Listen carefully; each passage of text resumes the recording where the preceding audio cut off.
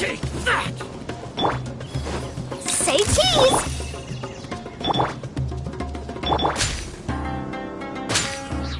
Bullseye! Locked on! Need more! Locked on!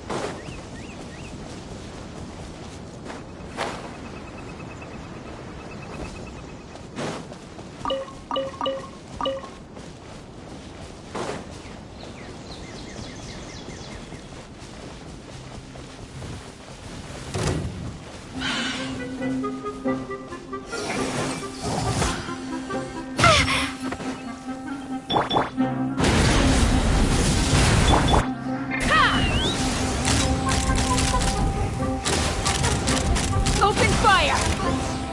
Open fire!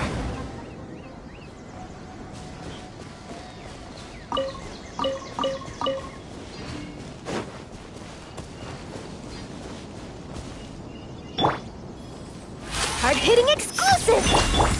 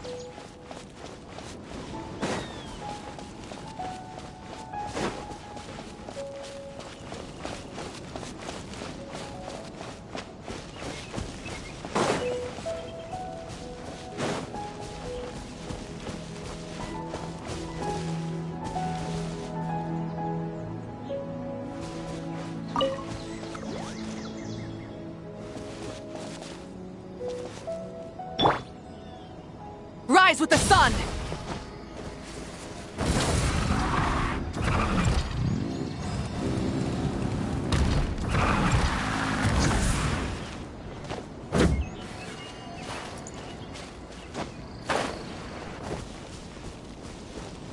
Try and stop me!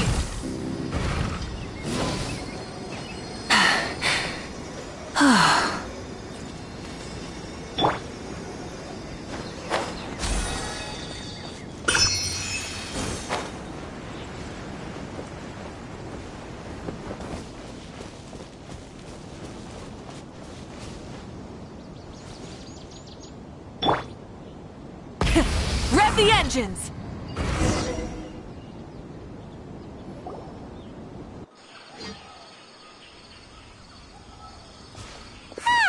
It's always nice to go for a leisurely stroll.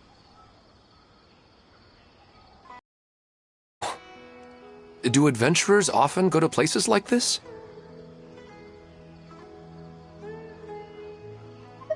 Huh. I guess so. So, this is where you always meet your wife in your dreams? Yes, for the most part. Our place is on the summit, just up ahead. When I saw her in my dreams, we didn't do anything but talk about ordinary, mundane topics. I'd tell her about our daughter, Haidar, and she always listened intently. She would also reminisce about the past with me, telling me interesting stories and cracking jokes.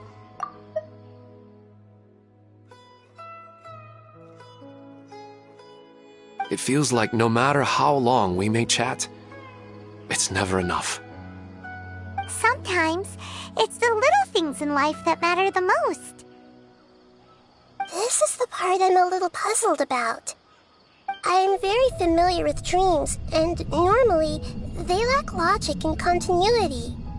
But you said she could remember what you had told her before, right? That's right. She always listened to me carefully in real life, and now, she's doing the same in my dreams. She always surprises me with some details from our lives in the real world.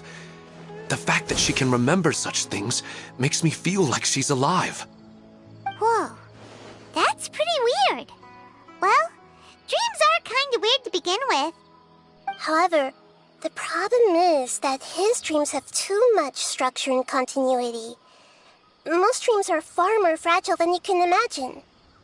For example, a loud noise outside your window in the real world could cause your dream self to get loaded into and fired out of a big cannon. Another example. If you're thirsty in the real world, then you might find yourself trudging through a desert in your dream. But the appearance of your wife seems unusually stable and unaffected by any outside interference. Statistically, this should be extremely rare.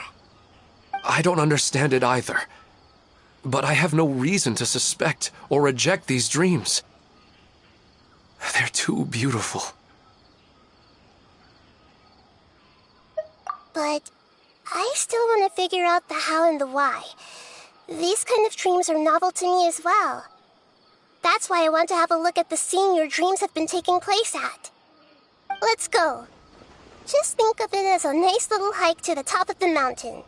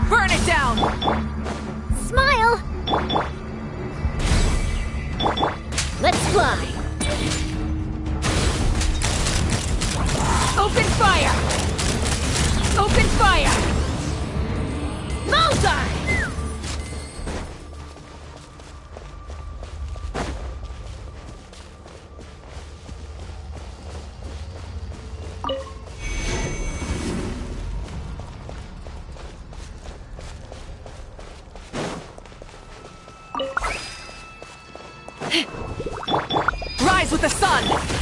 Say cheese! Take me up!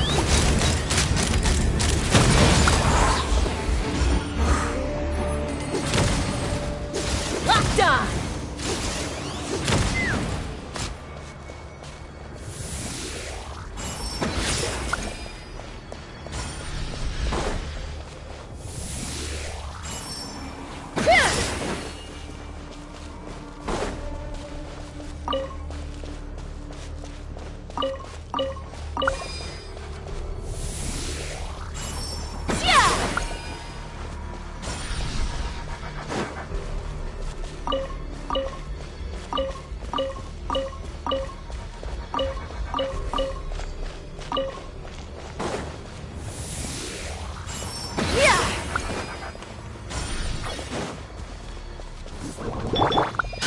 Pyroclastic surge! Hold that pose! Truth bomb!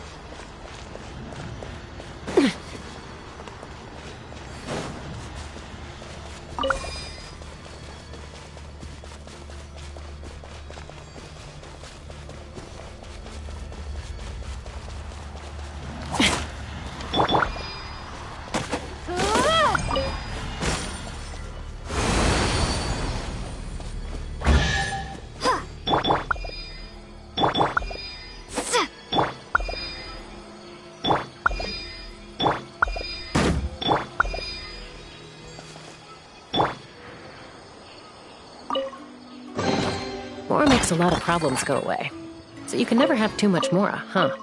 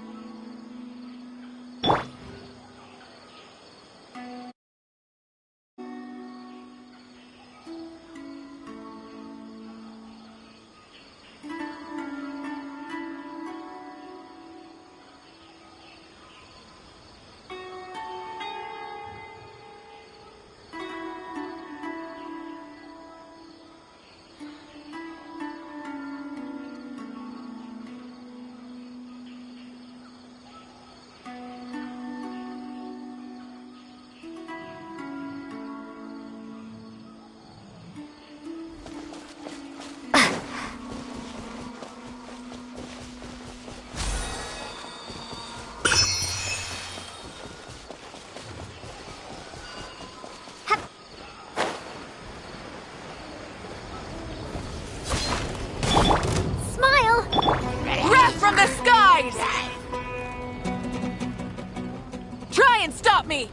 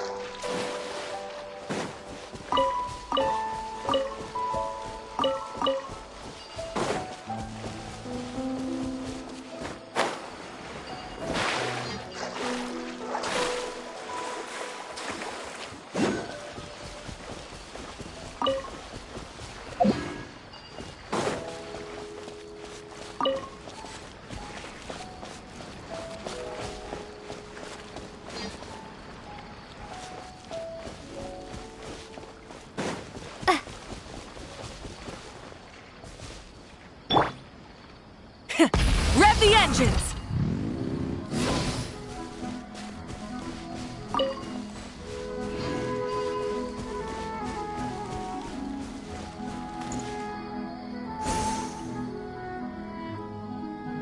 Try and stop me!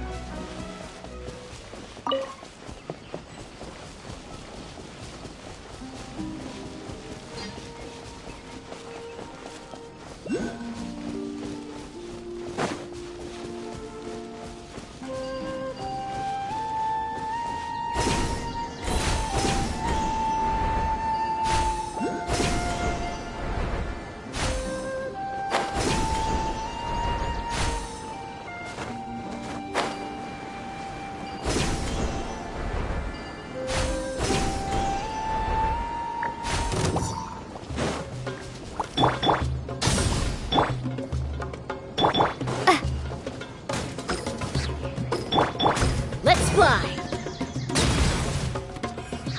Open fire!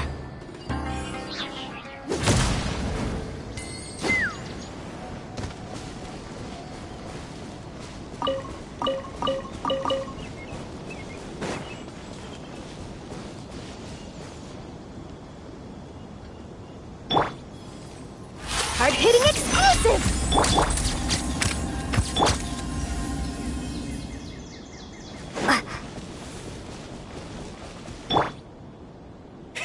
Rev the engines!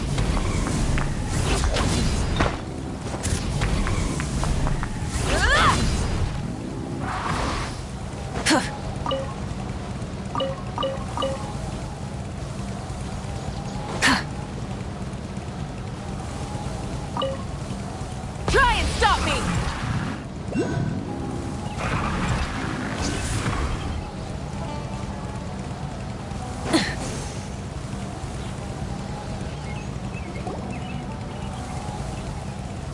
Well, he really wasn't kidding. This place definitely isn't safe. No matter. We'll just finish them quickly. Huh? Are you going to fight too, Nahida? Of course. This is all part of our little trip.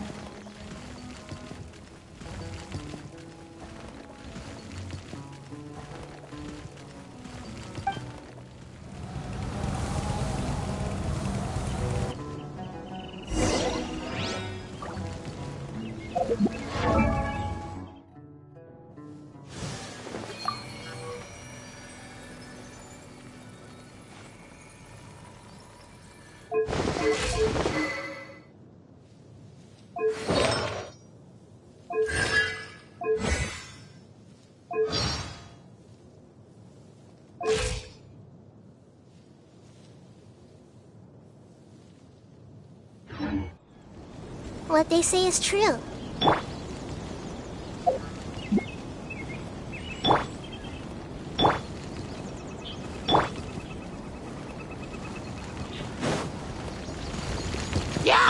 Say cheese! Take me up! This is about to knock him down.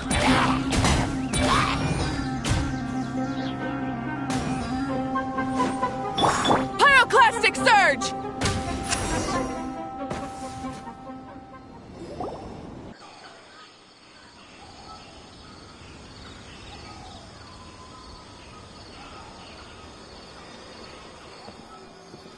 The scenery here is amazing! It also seems like a great spot for eating snacks and taking a nap. Paimon wouldn't mind spending some time here every day either.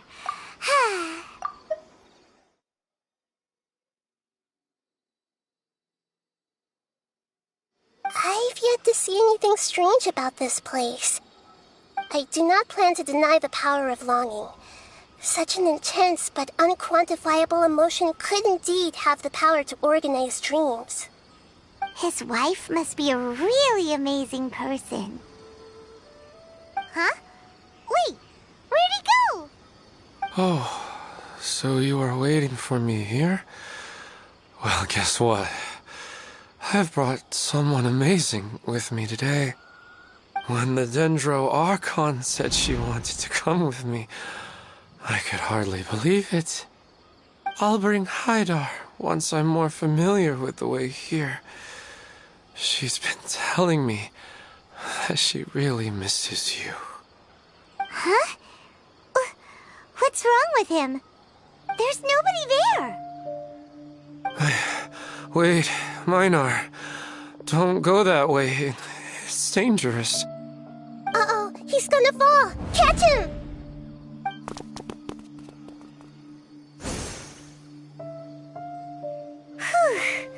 Luckily he didn't fall. But what was all that rambling about? He also looks like he's passed out. He's in a dream now. What he said just now matches almost perfectly with the dreams he's described to us earlier. Oh, so he fell asleep and started to have the same dream? I find it a little strange as well, but we mustn't awaken someone while they're sleepwalking. All we can do is sit here and wait. Huh? Minar. Where's Minar? Oh, good! You're finally awake! What happened? Huh? Sleepwalking? Oh, right. It was all just a dream. The moment I reached the summit, I saw my wife, Minar, sitting there, and walked over to her. After I introduced her to you, she seemed a little flustered and started walking away. I told her to stop because of the cliff, and then she seemed to suddenly disappear. A strong wind started to blow around me and the sky grew dark. When I realized something wasn't right, I woke up. That sounds pretty wild. Maybe you were just too tired. I don't think so. I slept a lot yesterday, and I don't feel very sleepy now. Maybe we've affected the way his subconscious constructs dreams by following him here. Anyway, all that matters is that you woke up safe and sound. I think I know what happened now. I'm sorry. If it weren't for you, I would have fallen. Let's head back now. Don't come back to this place again for the time being. Oh, okay. Nahida, what's on your mind? Paimon's a little worried now. We still don't have enough evidence to work off of, so it's hard to draw any reliable conclusions yet. But I'm concerned that Ilmon's case may not be unique to him. Oh, right! Come to think of it, there were lots of people from the event who had vivid memories of their dreams. Right. And not only at a moment of dreams, there may be people like this all across Sumeru. We need to understand what's happening and the rate of its development as soon as possible. Then there's no time to lose. Let's head back. Stop standing there, Ilmon. Let's go.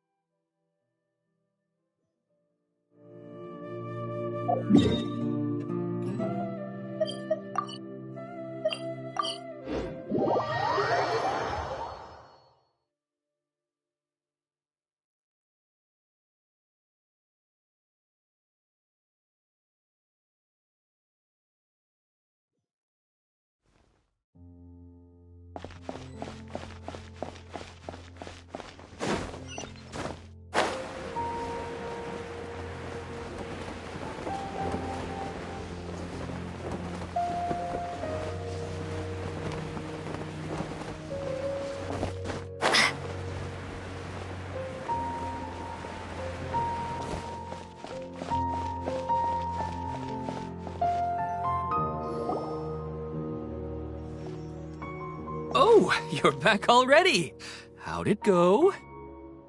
We have an emergency on our hands. Please notify everyone here that while they can continue to discuss their dreams, they mustn't try to visit or recreate the locations and scenes that they have been experiencing in them. What? All right, if that's the wish of the great Dendro Archon. But could you at least tell me what happened? You all look so serious.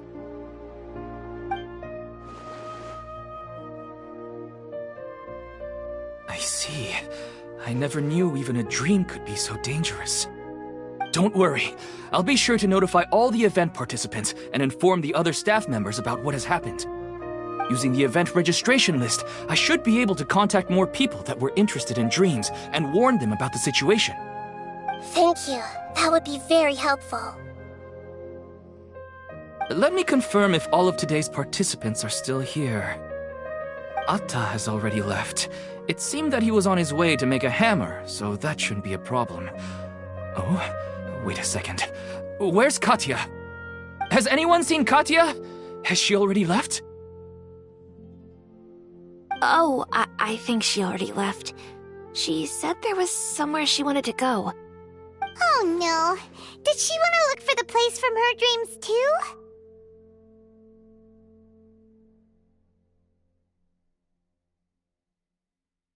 Can you tell us where she went?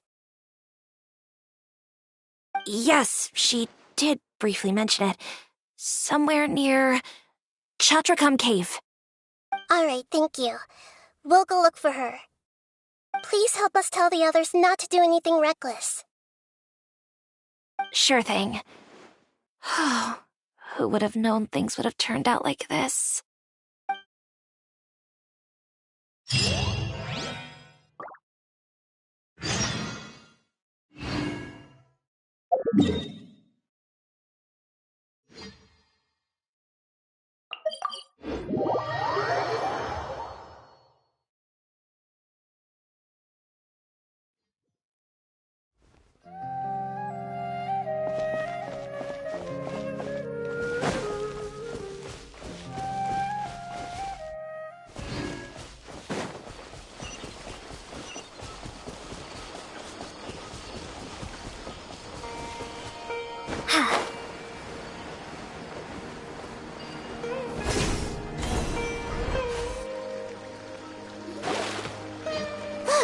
She's sitting over there and surrounded by monsters! Come on, let's rescue her!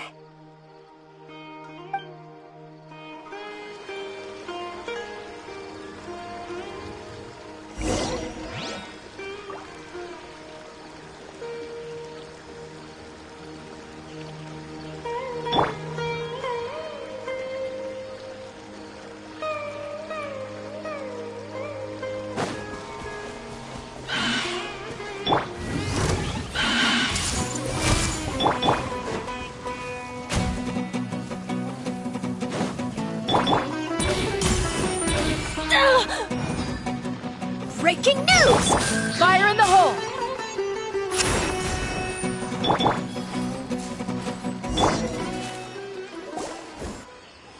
She seems to be in the same condition as Ilman earlier.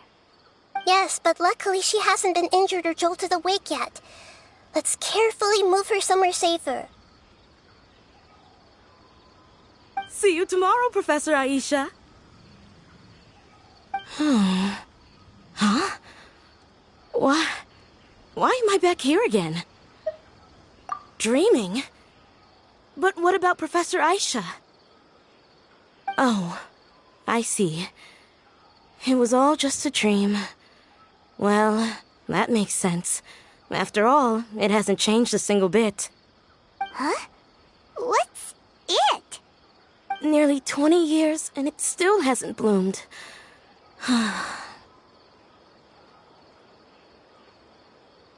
Does it have something to do with your dream? Please, tell us what you mean. Sorry. I'm still feeling a little groggy. Please give me a moment here. Alright, where to start? Right, this plant. So, Professor Aisha gave me this plant just before she left. She was a good friend of my parents, and my first real tutor. She was also an outstanding Amorta researcher. In addition to her extraordinary academic talents, she was also skilled in combat, and would accept lots of work from the Adventurers Guild. Oh, so you mean she's left on an adventure? Yes. When I was about 10 years old, she told me that she must go look for the secrets of the Abyss, and that she would be gone for a long time. I grabbed hold of her and wouldn't let go. I didn't know what the Abyss was. I just knew that she was like family to me. She hugged me, and we cried for some time until I fell asleep. When I woke up, I was already back home. She still decided to leave, but had left behind a letter for me saying that I was the person she cared for most in this world. She claimed that investigating the Abyss could help more ordinary people protect the people and things they care about. She had obtained some important evidence during her past adventures. If she didn't set off right away, she might miss the perfect opportunity. Guess Ad Astra Abyssosque isn't just a slogan.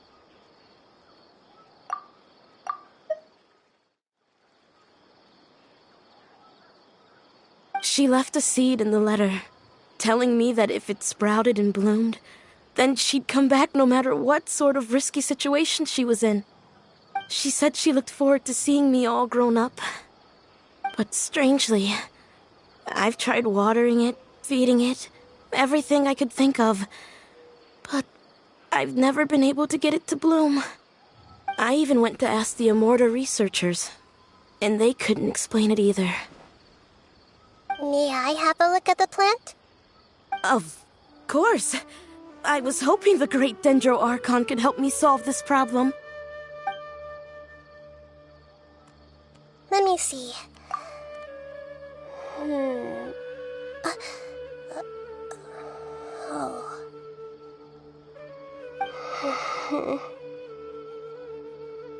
Huh?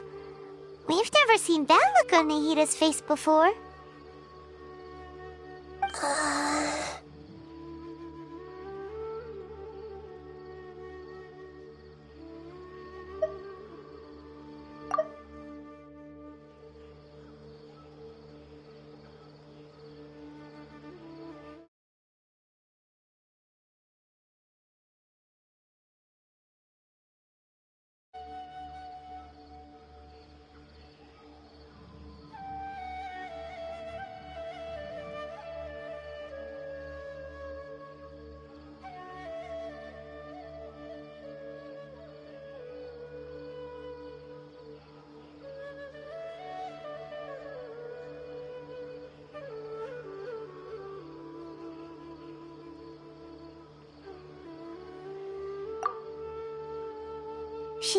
She looks a little unwell. Hold on, we'll be right back.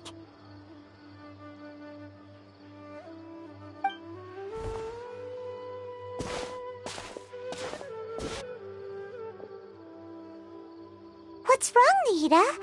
You can't tell what's wrong with the plant either? No, I immediately understood what's happening with that plant. I'm just not sure if I should say it. This plant is not known to the academic world. It's a new species that our teacher managed to cultivate by some special means. Judging by its features, I can tell from the moment it sprouted it'll never be able to bloom. It can't be. It means that this Professor Aisha she keeps mentioning might have foreseen the danger and was prepared to never return. From my experience observing people, she would undoubtedly regard this as a brutal revelation.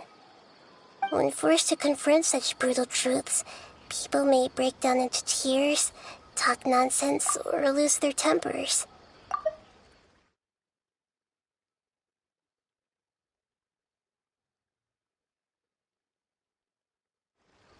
I know she has to face the truth, but at the same time, I don't want to hurt her.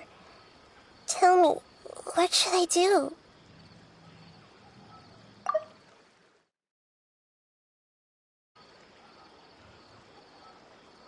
Yeah, that's a tricky one. Seems like you've already got a good idea of the feelings she might experience.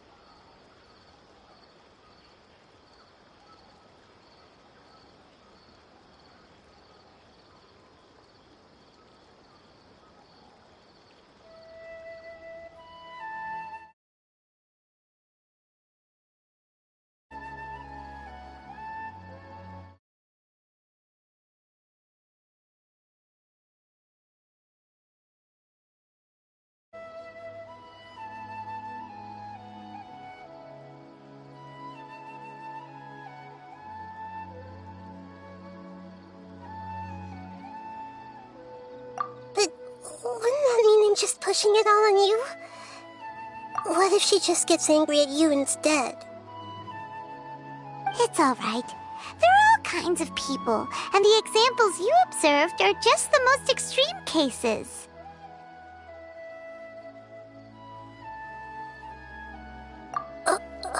Okay. Thank you.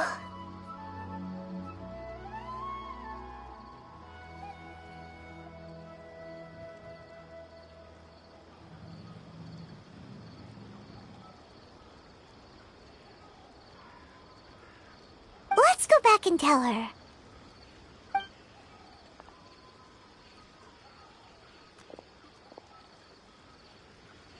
Huh?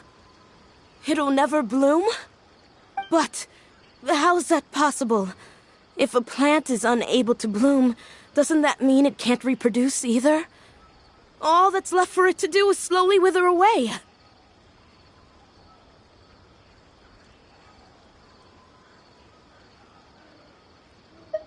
Are you saying she never intended to return?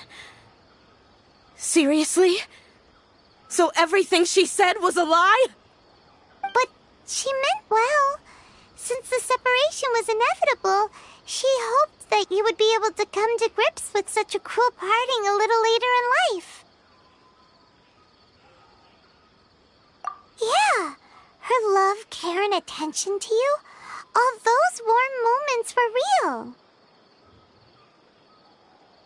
I guess she had hoped that you could understand and respect her choice after learning the truth.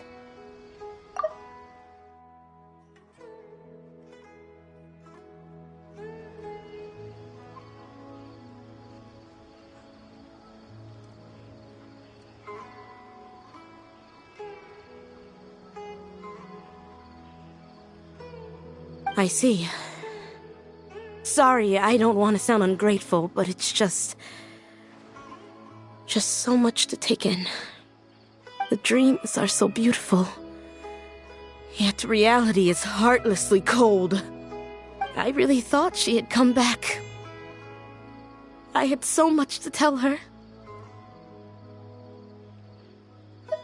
These dreams may not be as pure and beautiful as they seem. Some kind of power may be exploiting your feelings. Really? Yes. So with that in mind, until our investigation is completed, please return to the event and ignore any further temptations from your dreams. I see. Thank you for rescuing me, and sorry for the trouble. Luckily, the plant didn't get hurt either. Otherwise, I wouldn't have anything left to remember her by. Thanks, Traveler and Paimon. She seems to have finally accepted the truth, but I think she'll still need a long time to come to terms with her feelings. I saw her waver the moment you mentioned love. It was almost like a gentle rain, arriving just in time to put out a fire that was about to spread.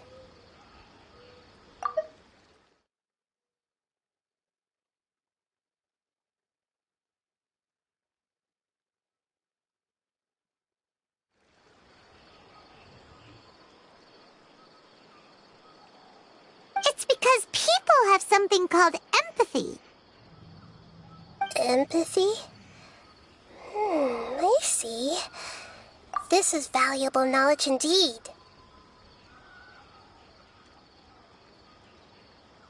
By the way, you said there may be something that's trying to exploit their feelings.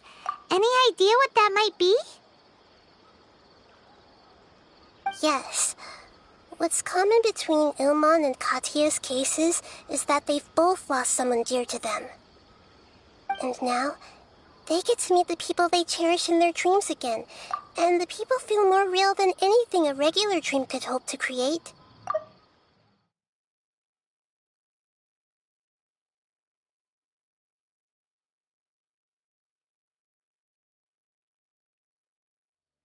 Instead of interpreting it as a result of their longing, I have to consider a more antagonistic explanation. Someone is taking advantage of their longing.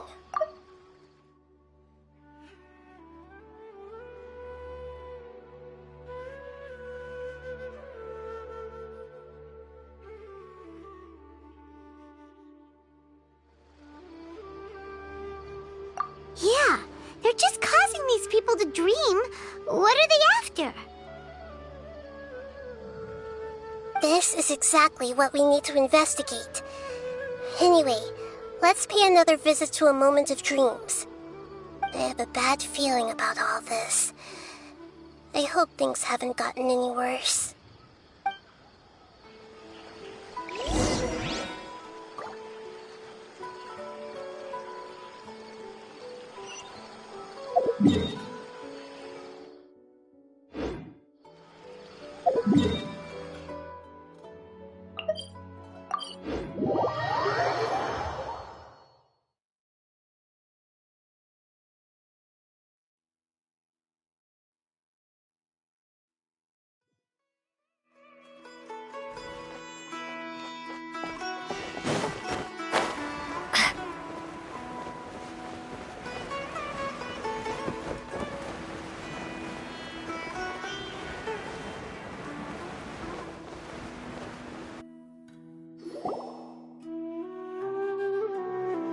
We're back. How's everything here? I am so sorry, Great Dendro Archon. We're still trying to figure out how to explain the whole thing to everyone. Because of your warning, we've brought dreamers here even if they were completely unaware of the danger. But some of them have already fallen asleep, and they haven't woken up for a long time. I fear there's nothing we can do about it. A moment of dreams is just a small interest group. We don't have enough staff members to handle this. Just as I expected. It seems my guess was correct. It's the Dendro Archon. She's back. What happened? Why have we been gathered here? Many of you here have been experiencing some beautiful dreams. But I'm sorry to tell you that based on our investigation, there's some kind of conspiracy behind them. Before we learn the truth, please don't try to recreate the scenes in your dreams. Whatever you see, don't be tempted by them. Huh? But... I don't think it's a big deal. Aren't we just dreaming? It's not like dreams will have an effect on others. We've already met 2 people who ran off to the countryside alone and got caught in dangerous situations by falling to the temptations in their dreams. That's right! These aren't just dreams! It's serious! Alright, I get it. so does that mean once we have some conclusive results from the investigation, we can continue to enjoy these dreams? Yeah, I still want to visit my sister in my dreams.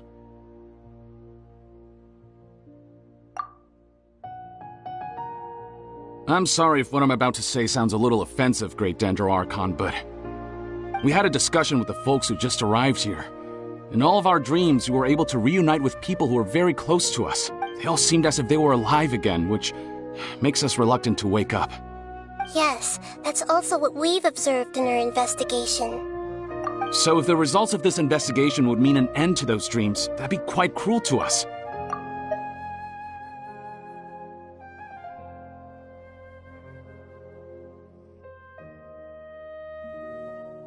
All of us understand the danger, but perhaps you can't quite understand just how much those people mean to us. I don't think everyone will be on board with the plan to abandon these dreams for good. Before the conclusion of the investigation, they'll at least want to meet the people in their dreams one last time and say goodbye. We've never had such a difficult situation before. It appears that not many people are willing to cooperate. So they still want to return to their dreams despite knowing the danger?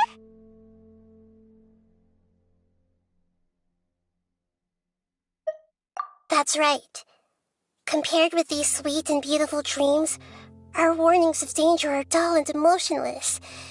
It looks like the situation will inevitably spiral out of control.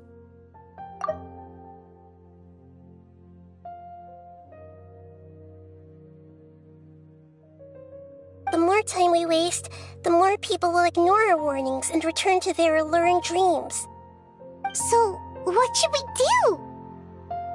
Seems we have to go into a dream and find out the truth for ourselves. Pedrush, is there anyone here who's experiencing a marvelous dream right now? Let me think. Yes, this way. Good. Please take us there. This lady refused to heed our warnings and fell asleep here a little earlier.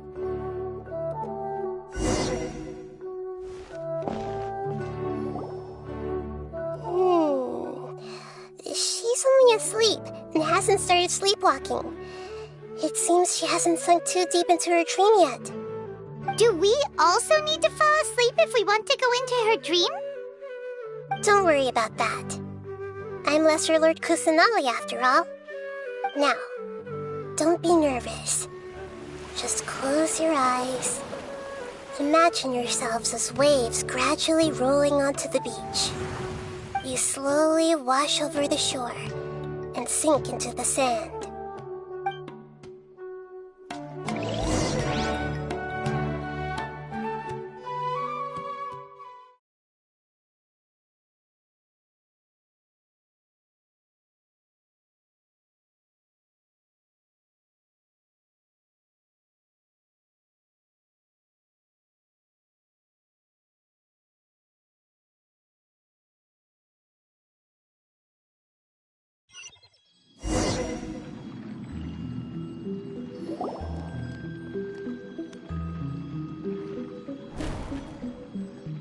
What's wrong, Traveler? You look a little disoriented.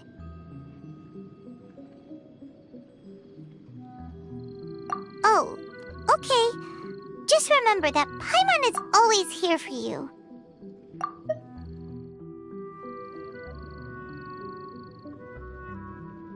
Anyway, seems like we've made it into the dream. I thought we would arrive at some familiar scene, but we seem to have landed in a completely unfamiliar place. Whoa, so many giant plants! Even in the sky! Amazing.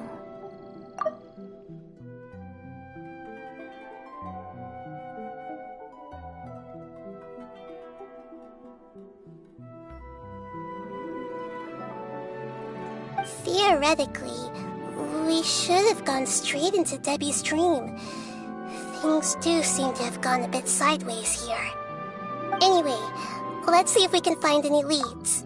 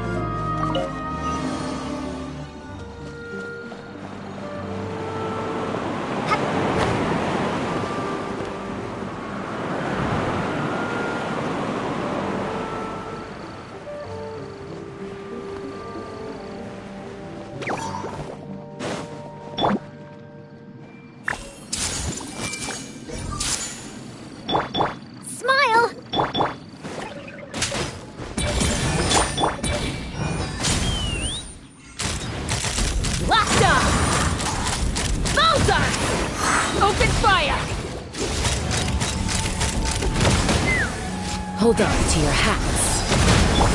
Light of the blazing sun!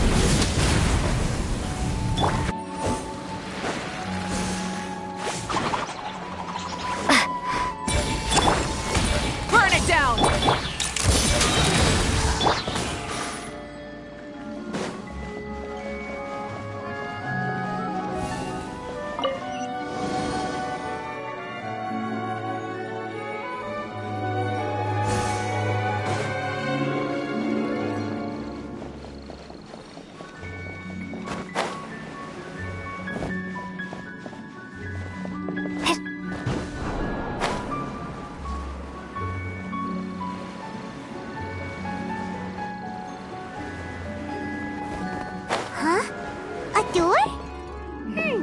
Wonder where it could lead. Well, it's not like we have any other way to go now. Let's go in and have a look.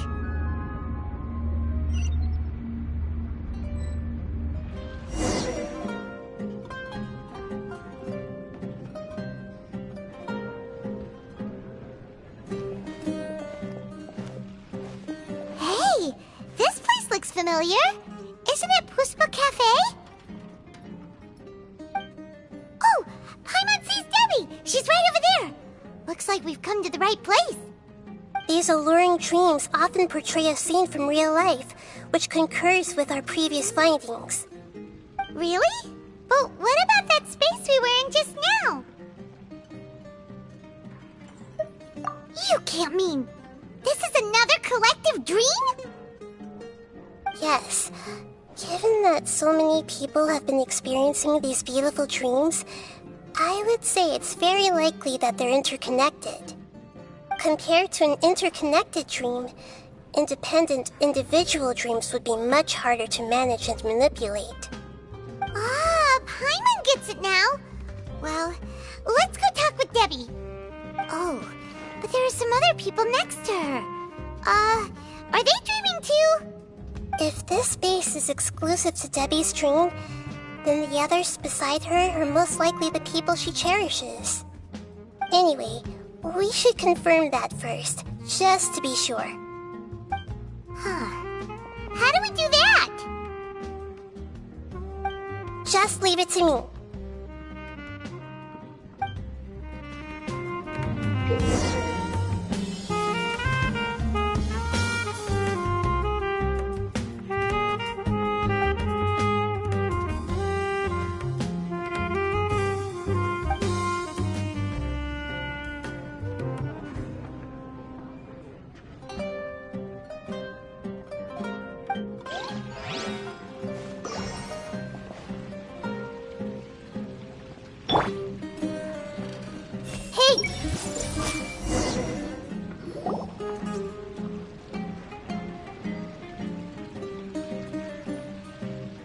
Huh.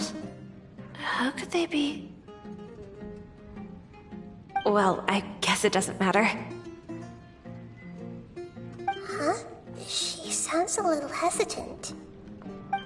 I've confirmed that this dream belongs only to Debbie, because I'm unable to hear the thoughts of the other two people with her.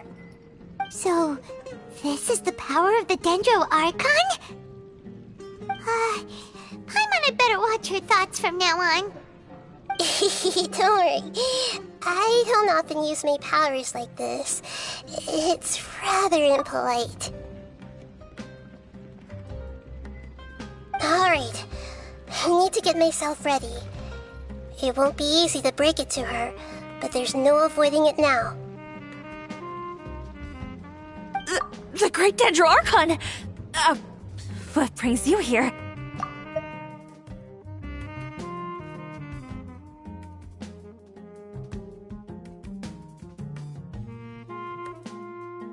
I'm sorry to interrupt your celebration, but have you noticed that what's happening here doesn't quite match up with your memories? I don't quite understand. Great Dendro Archon.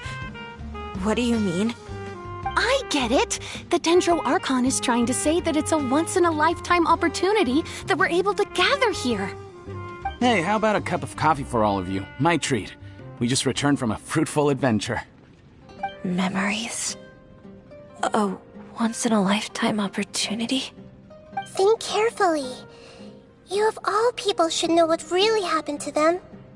Are you sure that meeting here and chatting the day away like this isn't just a product of your own wishful thinking? Yes. The reports from the Steambird were true. The ship they were on struck a reef and sank. And I never heard from Basima and Gaspar again.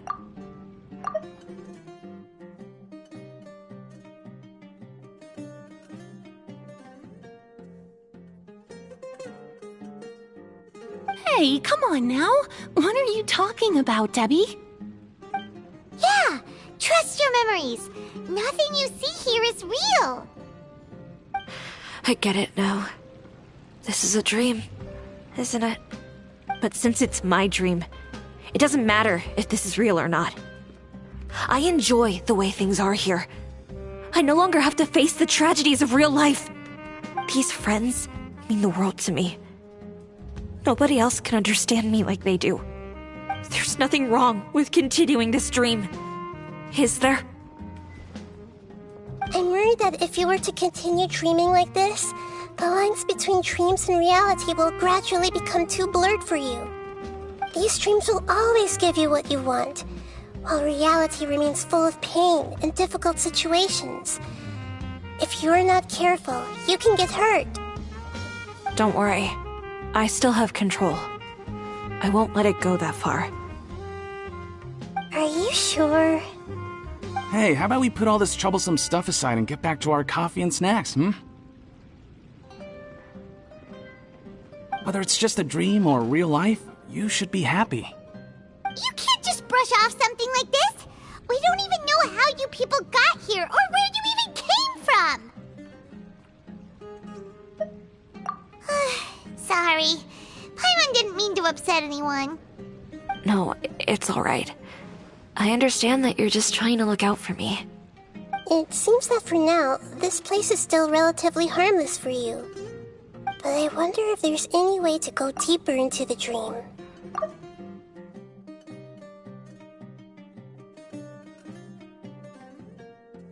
Huh. Now that you mention it, I once heard a strange voice tell me that there's an entrance here. I'm not interested in checking it out at the moment, but maybe I'll go in and have a look later. Okay, thanks for your help. Just as I expected, we're only on the surface of this dream. Let's go.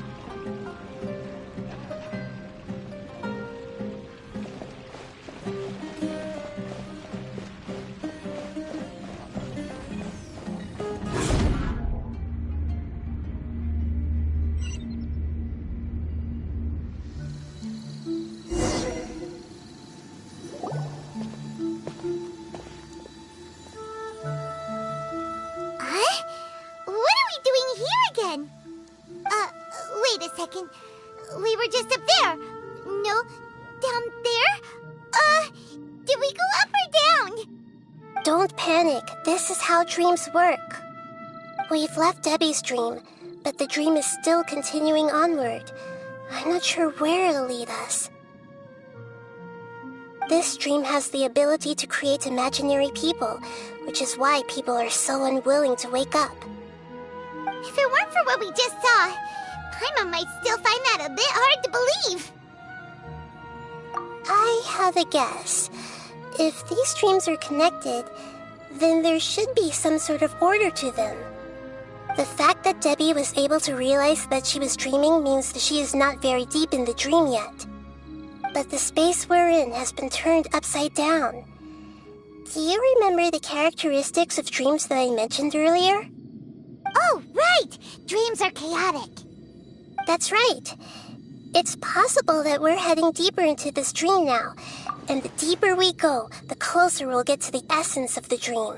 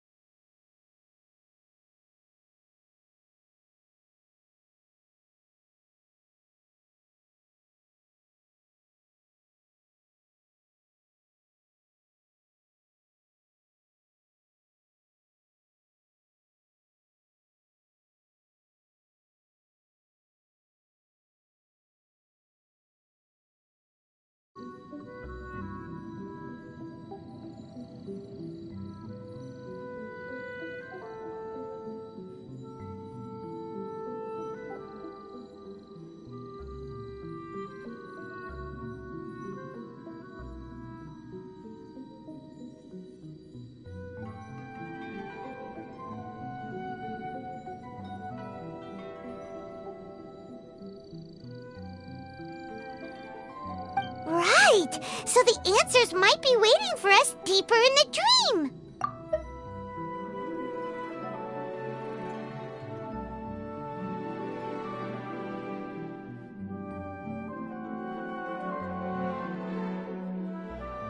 Yes, and we should get ready for whatever we may encounter.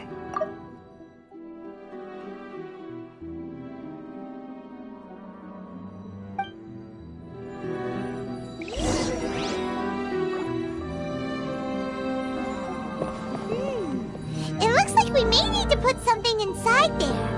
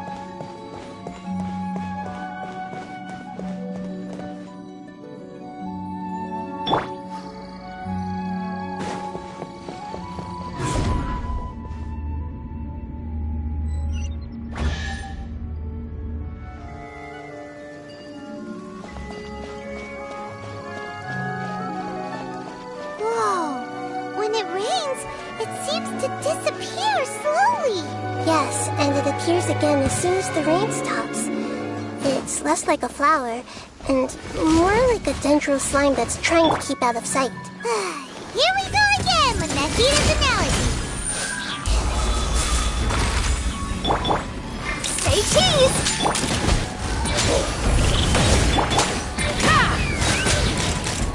Locked on! Locked on!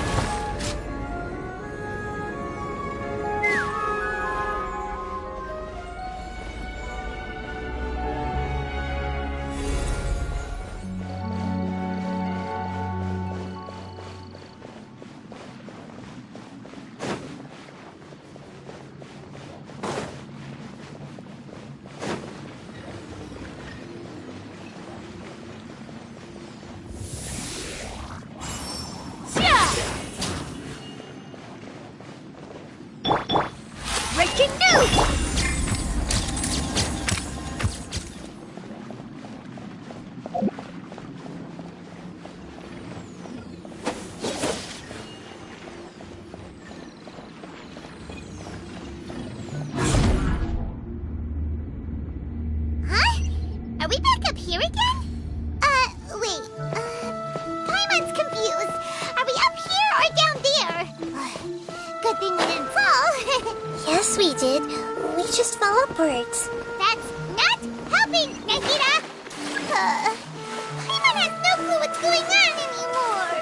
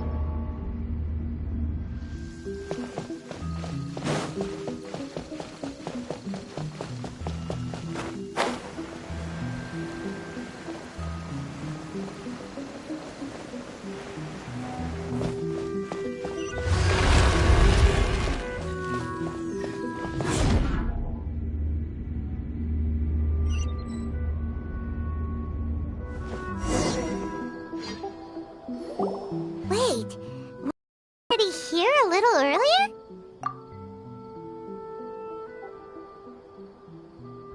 This is probably Ilmon's dream. Huh? Why would he start dreaming again? Yes, but it seems that the danger isn't enough to stop him from longing for his wife. Based on what we've learned so far, he must be sleeping more deeply for his dreams to appear here. But fortunately, he already knows us from before, so hopefully we'll be able to wake him up.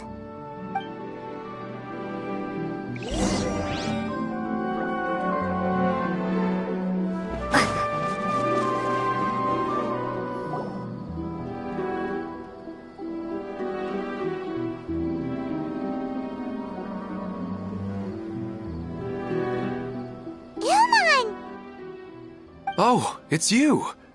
Incredible! I didn't know you would appear in my dream, too.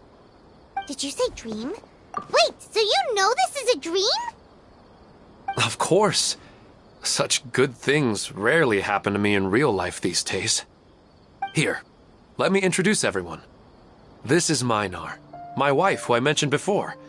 And this is our daughter, Hydar. Hello. It's a great honor to meet the Dendro Archon. Whoa, Dad! You know the Dendro Archon? That's amazing! And what's this? Is it a new toy? No, it's Paimon, not a toy! Anyway, now's not the time for that! Nahida, this doesn't seem to add up with what we were expecting.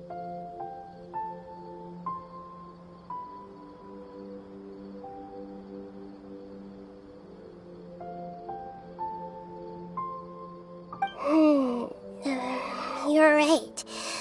Let me think for a bit here. Oh, right! We didn't see him in a moment of dreams earlier. Paimon thought he'd gone home. Sorry. I just had to make sure that Hydar could get a chance to see her mother. I had gotten pretty familiar with the hike, so I brought Hydar with me. I'm just glad we didn't meet any monsters along the way. Yes, I'm glad too. I didn't expect her to grow up so fast. It must have been very hard for him. I regret not being able to fulfill my role as a wife and a mother. No, don't talk like that. Let's leave all that unhappy stuff behind for now. Even if we're in a dream, it's still a blessing that we've been able to reunite in this way. What should we do now?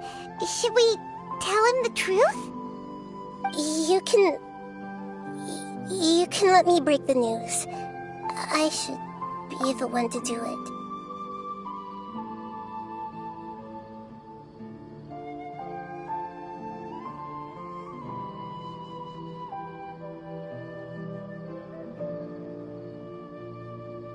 I'm sorry, but I should tell you that your dream did not create us. We are real people with our own consciousness. Like the last time we met, we are still investigating this dream, and we've already learned some things about it. So you mean there's something nefarious with this dream as well? Ilmon, what's going on? It seems the reunion of our family is destined to only be temporary. Huh? Is Mom leaving? Maybe. But in all likelihood, that is indeed how things will end. Oh. No, Mom, you can't leave! I'm afraid I don't quite understand what's going on. Don't worry, Haidar. Mom's not going anywhere. Please, don't cry. Minar doesn't understand any of this. I'm fully aware that this is a dream, so that's why I've never told her the truth, but... Never mind. It's not like I would know what to say. I mean, I don't get any of the complicated stuff. But regardless of whether this dream is good or bad, you're here to resolve it, right?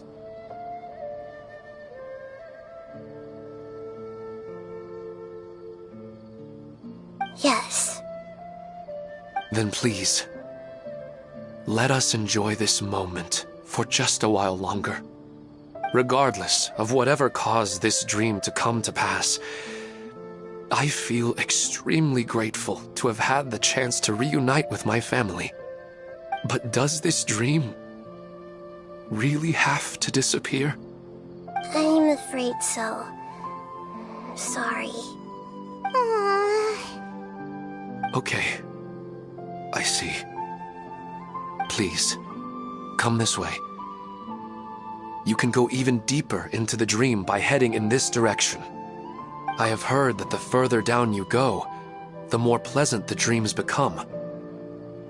And the more you want to stay.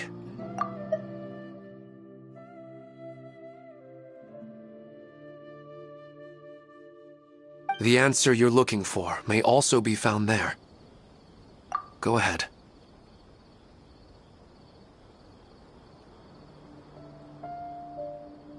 Thank you for helping us, and I'm truly sorry. You're welcome. It's not like I have any say in the matter. I'm just an ordinary person, after all. Who am I to interfere with the work of a god?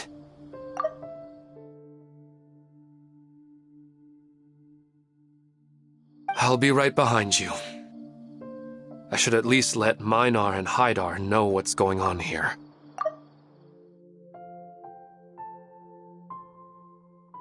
Otherwise, my daughter might be mad at her mother after we wake up. We're not doing something bad, are we, Nahida? That depends on how you define good and bad.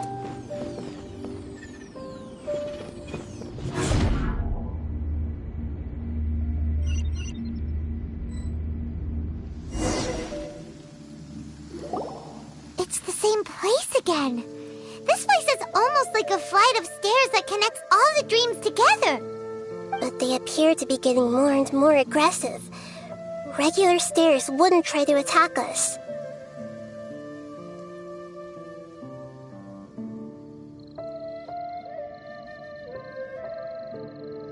Right. Something seems to be off about our theory. Ilmon is clearly aware that he's dreaming, and he's enjoying it. Rather than dreaming on a deeper level, he almost seemed more awake. I believe we're on the right track, but we just need another explanation. It's not that the dreams are getting deeper, it's the owner's attachment to the dreams that's getting stronger. But you would never mistake dreams for real life, right? Sometimes, Paimon almost wishes her dreams could be real. But it's just a quick thought. It's not long before Paimon's thinking about other things, like sticky honey roast. Listen, we're real beings living in the real world, and that's where our focus should be. This also explains the insubstantiality of our dreams. No matter what they may become, we don't really care. But if we decide to abandon reality and embrace our dreams, then our dreams will become far more substantial.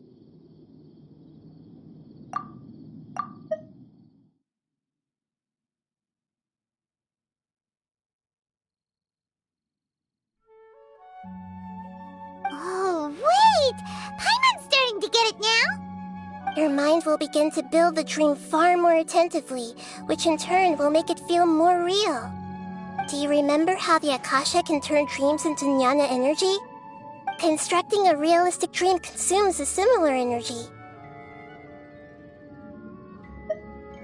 Does that mean there's a host of these dreams here like Milu during the Sub-Zero's festival? If we wake that person up, this collective dream will end, right? Most likely. But the collective dream in Sumeru City was created by the Akasha, and now the Akasha has been turned off. This has nothing to do with the Aranara, and humans are not capable of creating a collective dream, which means... Huh? So, did someone manage to restart the Akasha? That's impossible. But they are probably a scholar of the academia who had a close connection with the Akasha. Even so, how did they manage to do it? And how did they choose the host? Yeah, we haven't gotten to the end yet. Once we know their motive, all the questions will resolve themselves.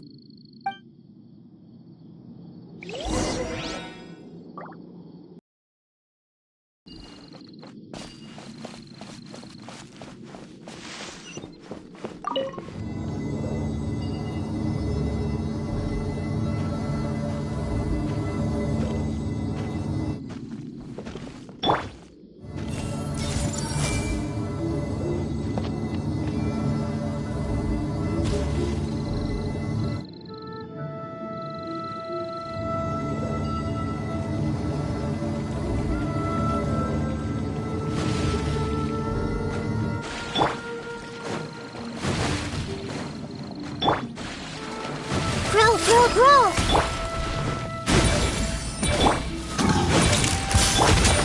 Take me up! Open fire!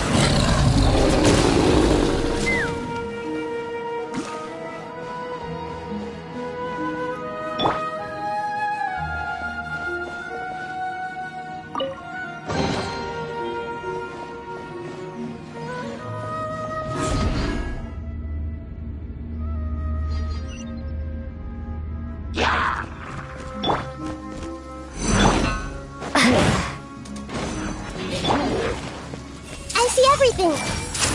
Make yourselves a move! Smile! Hard-hitting exclusive!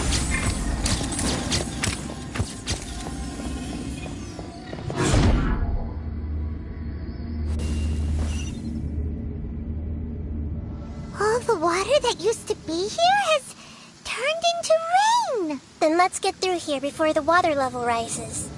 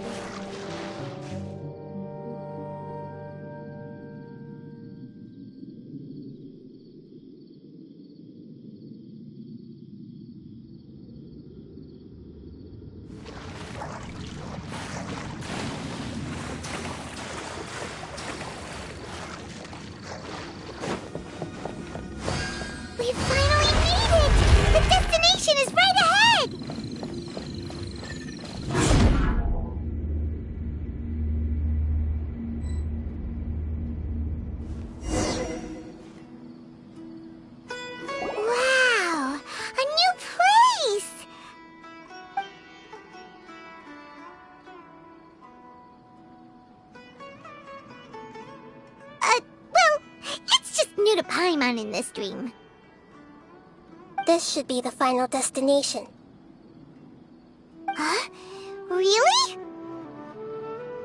Yeah, these are just ordinary city streets. I have powers related to dreams, so it's usually easy for me to tell who's dreaming and who's created by dreams. I guess only those who have thoroughly accepted this dream will be able to come here. There are so many people here. How can we find the host?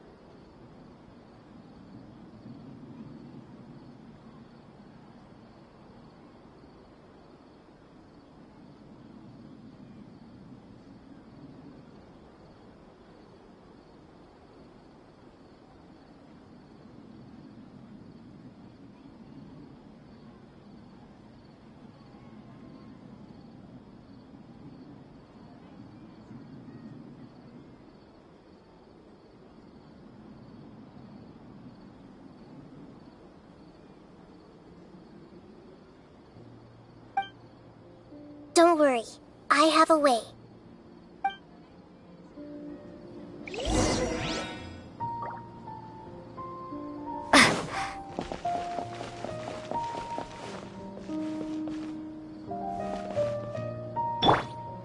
Hey!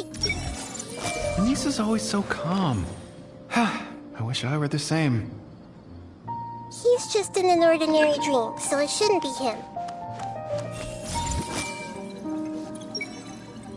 Shadia has such good taste. I can never go wrong with her opinion. No, it doesn't seem to be her.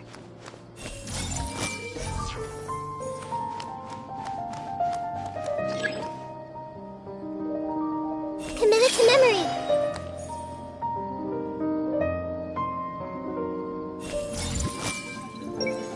Sometimes I wish Rakesh could be more assertive, but I guess I'm also happy enough with the way things are. No, it's not her, unfortunately. Who doesn't want a dream to last forever? He's just entered the dream recently. It's definitely not him. However...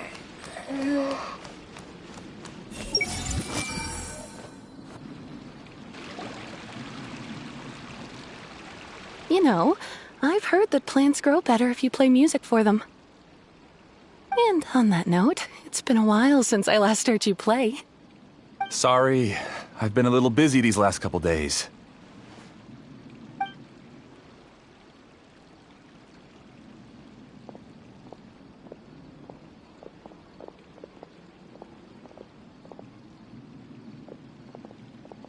Oh, the Dendro Archon. What a pleasant surprise. Oh, welcome, Great Dendro Archon. And your companions, too. Welcome. I'm Amira. I run the flower shop here. And this is my husband, Moses. Yes, how may we help you? You already know all about me. There's no need for all the pleasantries.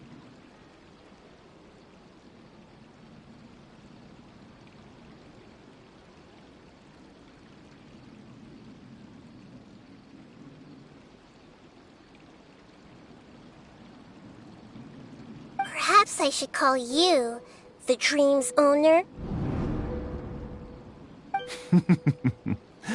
As expected of the Dendro Archon. I'm sorry, Amira. It seems my research has attracted the Dendro Archon's attention. Why don't you go back to the flower shop? I'll come help you a little later. Okay, of course, dear. I'll see you later.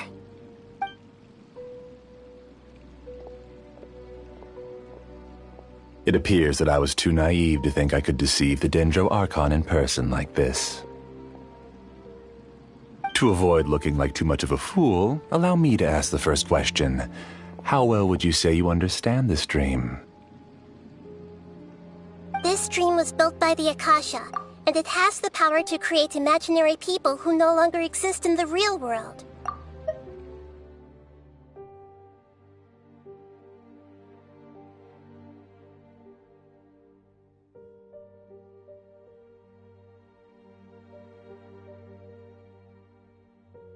As for you, you found a unique way to become the owner of this dream, going so far as to have even given up the ability to wake up again.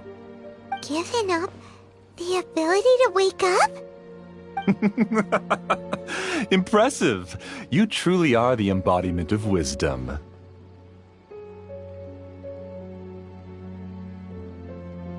Please, tell me how you were able to arrive at such a conclusion. In return, I'll answer the question you're most curious about. It's simple. Apart from you, this space only consists of real people who are dreaming and imaginary people who are created here.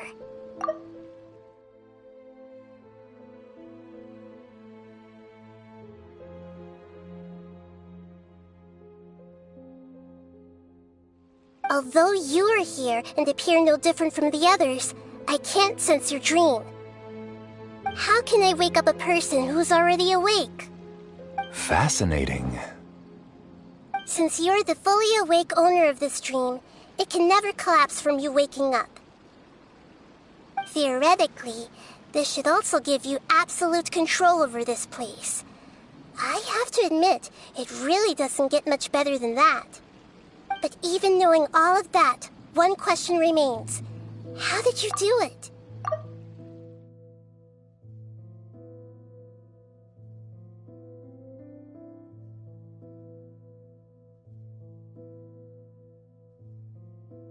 Isn't the answer right in front of you, great Dendro Archon? It's because I've dedicated my entire reality to this dream. I uploaded my entire consciousness into the Akasha when it was still running.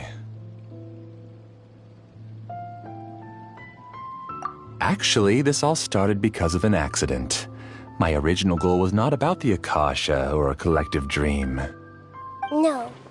You were motivated above all to create a hyper-realistic person. The desire to reconnect with a real loved one is the one shared sentiment between all our dreamers. That's right. However, human models are too complicated. Only the Akasha has a jnana energy supply powerful enough for me to generate and sustain my models. The Akasha is truly magnificent. If I siphoned a minuscule amount of its energy, nobody would even notice. And even this minuscule amount of energy was already more than enough for my purposes. Even using just crude methods, I was still able to train a fairly realistic person.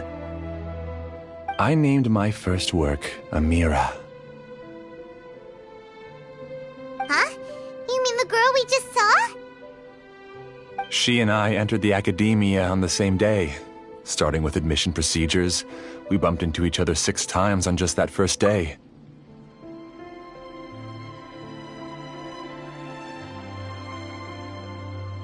And because of that one day, we eventually went on to fall in love. We studied, conducted research, and made breakthroughs together. Our rhythm was always in step. I felt like we were 2 separate bodies that shared the same heart. However, Elazar later took her from me. Yes, I need more training samples to perfect Amira's personality. I found their details in the Akasha's database. This way I could connect them to a network, and to improve my... So, technically speaking, it's not that you won't wake up, it's that you can't wake up. Yes, because the Akasha was suddenly turned off, I lost all of my jnana energy. I became imprisoned in the very network I had constructed. At first, I panicked. But, after coming to grips with this... That means everyone in the network is providing you with jnana energy! That's all there really is to it. I don't think I'm doing anything wrong. I provide a beautiful dream. They can wake up any time they wish. I agree. This is the home we spent a great deal of effort on to build for us. Yeah, she's right. We're staying here of our own free will. I don't understand this at all, but I just want to spend... Thank you, dear. Great Dendro Archon, I hope you can understand. You don't need to gather around here. It's all right. The Great Dendro Archon is nothing if not kind and considerate towards her people. She won't interfere with what we're doing here. Uh-oh, now he's playing dirty.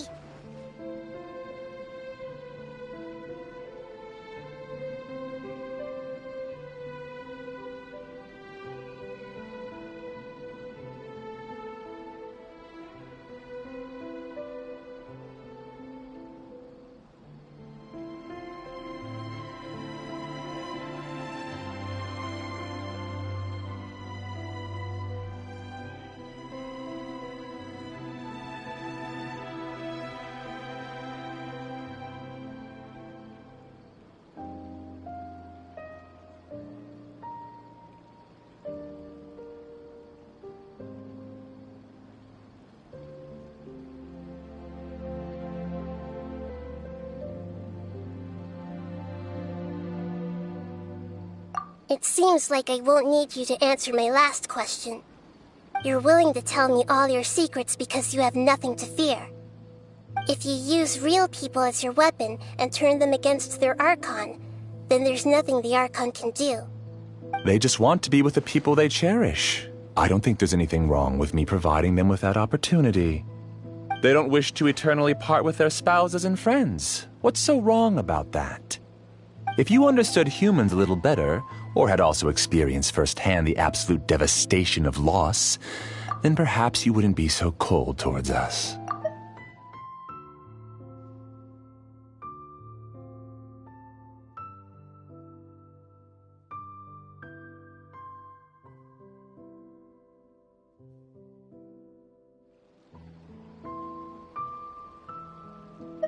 If you had used your talents and determination for a just cause, you could have become a sage of the new generation.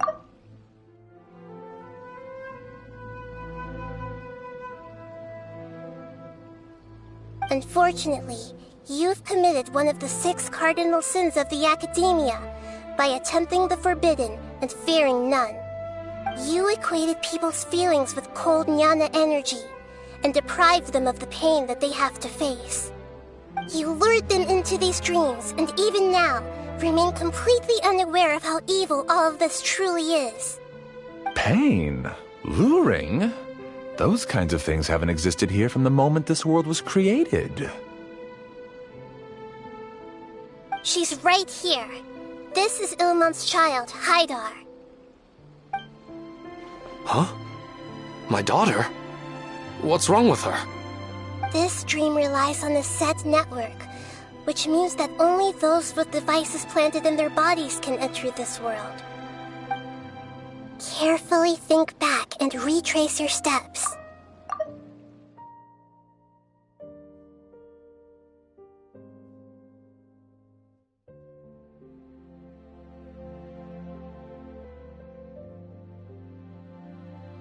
I secretly went back to the mountainside with Haidar. Minar was already there waiting for me, and Haidar was able to see her mother. You mean she isn't actually the real Haidar? No, because unlike you, she can't enter this dream.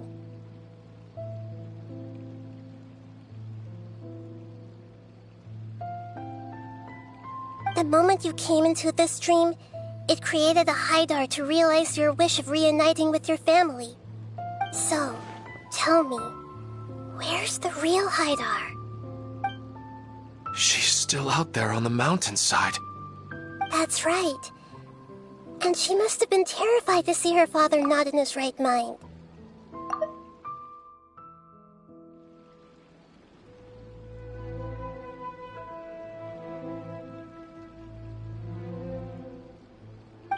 Not to mention the monsters in that area. The situation is very dangerous. If Hydar's still out there, then... What are you talking about, Dad? I don't understand. I must wake up right now. I can't leave her there alone.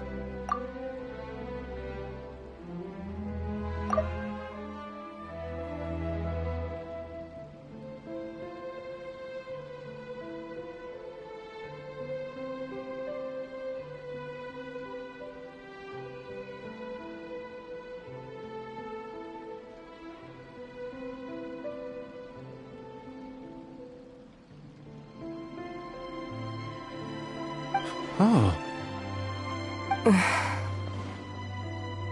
It seems the others have also remembered something. People try to avoid pain and stay in their perceived bubbles of safety out of an instinct to protect themselves. This is human nature, but it is also one of their weaknesses. However, why are there still so many people striving to move forward, even when they know the path ahead is dangerous and painful?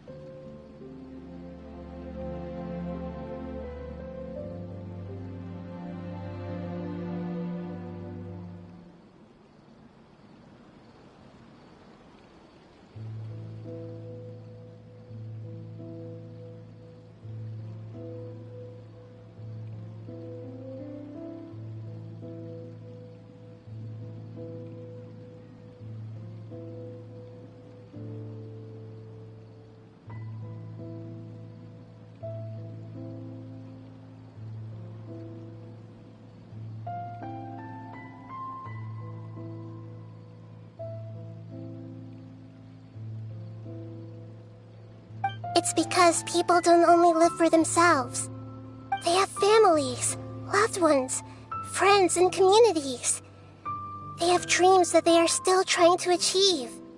But in this dream, you showed them only the most comfortable and soothing things. This entire world has been built on the foundation of buried and unseen pain. It's all just a well-devised scam. It seems like I've stayed in the dream for too long. I still have so many things I haven't done. I thought gods didn't understand humans. That would have explained why they created such a flawed world where countless tragedies took place. I didn't expect you to arrive at the answer through sheer power of observation, but unfortunately it means nothing now.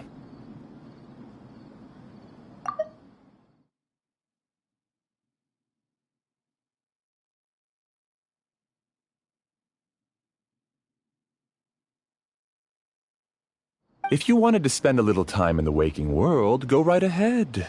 In any case, I wanted to spend some time alone with Amira. As long as this dream continues to exist, you'll come back. Humans aren't as strong as you think, and even if you're a god, they won't always listen to you. It's time to purge all the extraneous data and noise.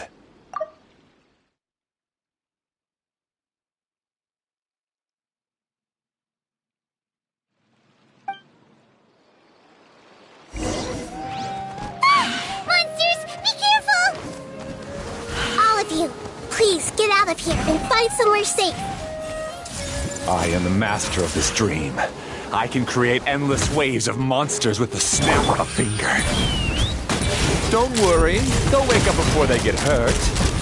Amira doesn't like to see others in pain. If you know what's good for you, leave now!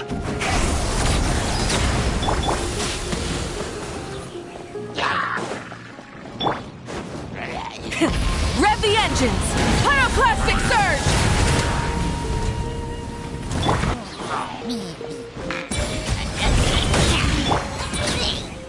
This might hurt a little. Sharing my knowledge.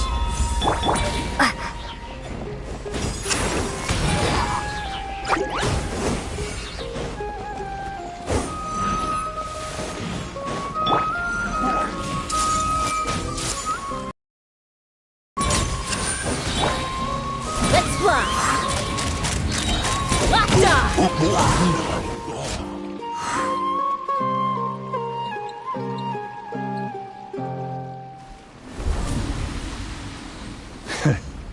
You haven't won just yet. This dream is mine! If I go into hiding here, not even an Archon can ever find me. And as long as people yearn for happiness, they will return here and rebuild this paradise! Hey, stop! What's that? The dream is spiraling out of control and is collapsing now.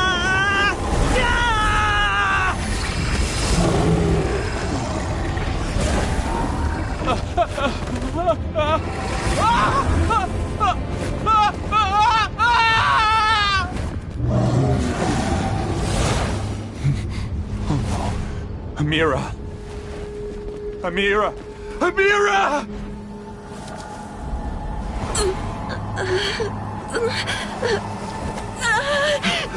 Amira, are you all right? I don't feel well.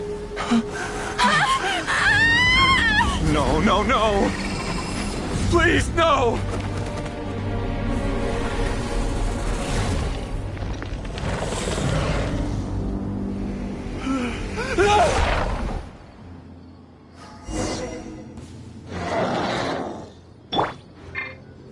Get away from there!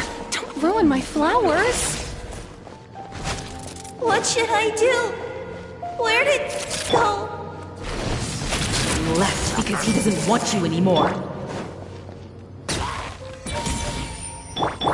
Say cheese! Break it loose! Ha! Bullseye! Bullseye! Wrath from the skies!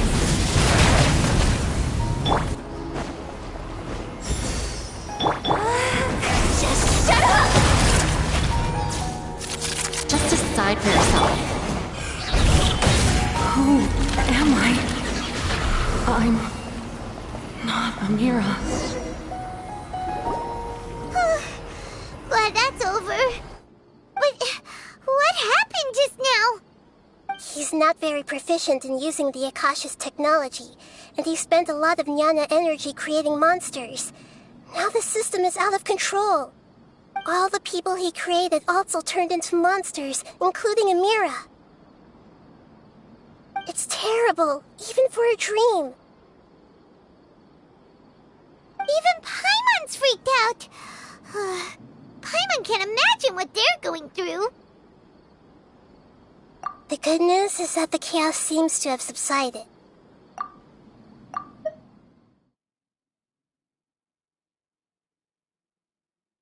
Now we only need to wake up the people here and let them return to their real lives.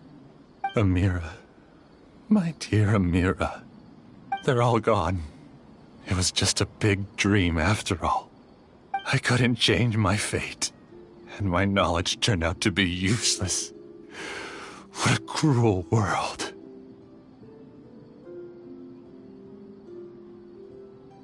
Do you still think this is our fault? I don't care about that anymore. The jnana energy used to sustain this dream has all been transformed into monsters. This dream will soon collapse and my consciousness along with it. Let me disappear with Amira. I'd rather turn into dust than to ever wake up again. It seems that everything that's happened is too much for him. He's lost all hope.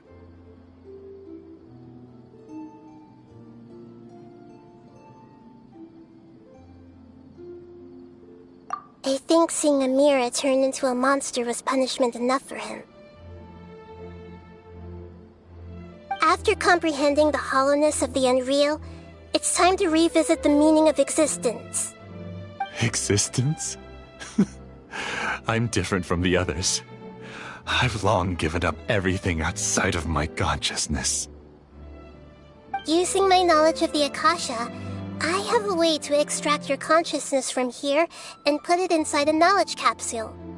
The Academia has probably kept your body, so you should be able to wake up soon. No need. Just let me disappear. Reality means nothing to me now.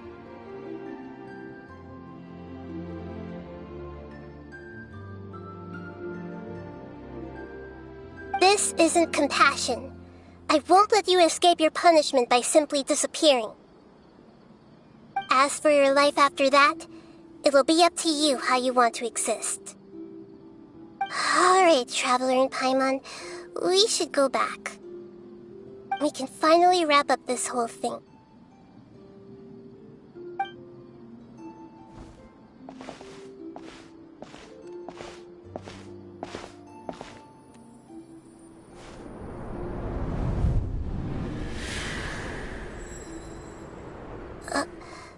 Uh-huh.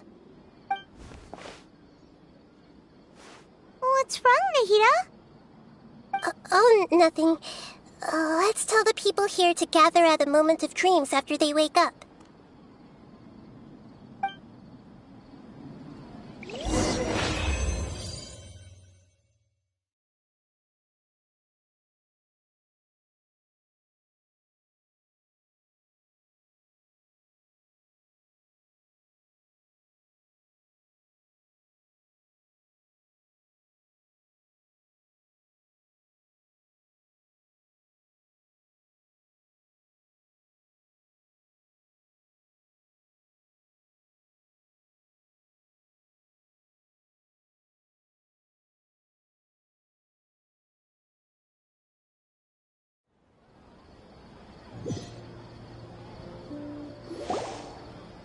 Oh, great! You're awake! Everybody has started to wake up, and we've heard similar reports from around the city as well. From the looks of it, you were able to successfully resolve the issue. Yes, though it took us a good deal of effort. There will be many people gathering here shortly, so please do your best to maintain order. I need to go to the Academia with them now, but we'll be back soon.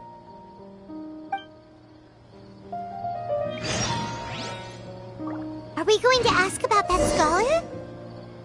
Yes, but it may take some time for him to wake up after his consciousness returns to his body. We can leave the rest to the Matra.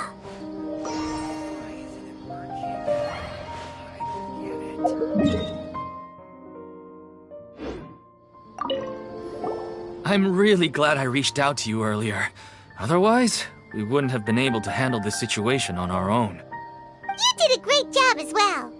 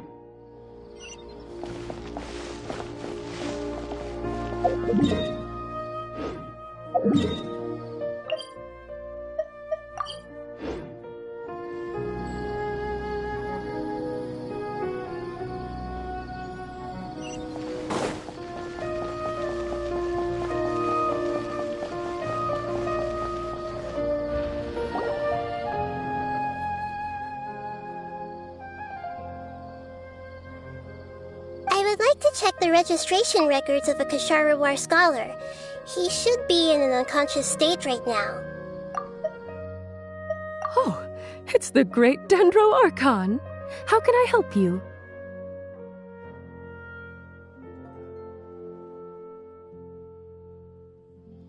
Okay, just a moment.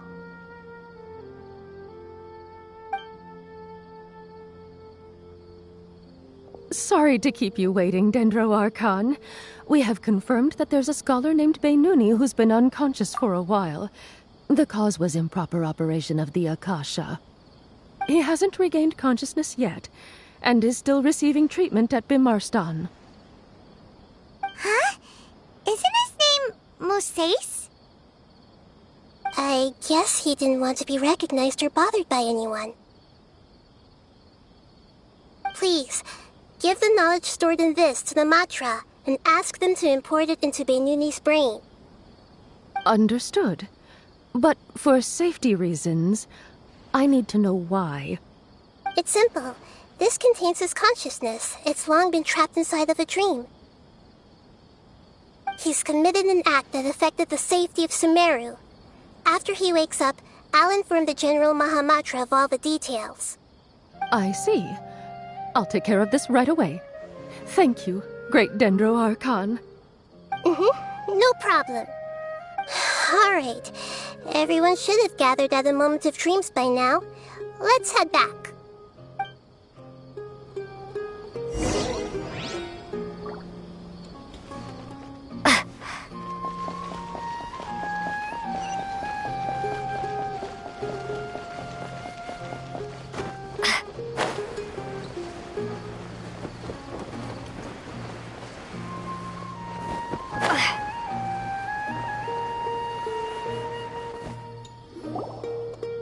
Let's be quiet and just listen in. I wonder what she's going to say. Hello, all of you who have just woken up. I'm sorry for interrupting your beautiful dreams.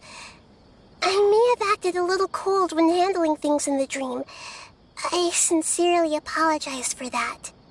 Dreams have amazing power. They inspire us to remain resolute in the face of adversity and help those with aspirations achieve their desires. But dreams also have the potential to exploit people, confuse the senses, and distort the truth. Unfortunately, you were all chosen as prey for an elaborate scheme. As I've said before, I am still learning and cannot fully empathize with the pain of all the loss you've experienced. But just take a good look around you, and you'll see many other people who have had similar experiences. You should be proud that you've been able to gather here and look toward the future together. The path of life is long, and it's hard for us to see the destination. This leads us to ask a lot of difficult questions. What's the meaning of life? What's the purpose of my existence? Why do I keep experiencing pain and loss? Of course, the most comfortable choice is to stop progressing, give up thinking, and just keep repeating whatever you're already familiar with. Whenever you have such thoughts, just look at the people and things around you. Some people work hard all day so that their families can have a hot meal on the table at night. Some people travel all over the world in order to create art that resonates with all of Teyvat. Some venture in search of the world's secrets to prevent rapidly approaching, yet still unknown, world-shattering catastrophes. Life is not just about yourself. Each and every one of your actions shapes you and the world around you.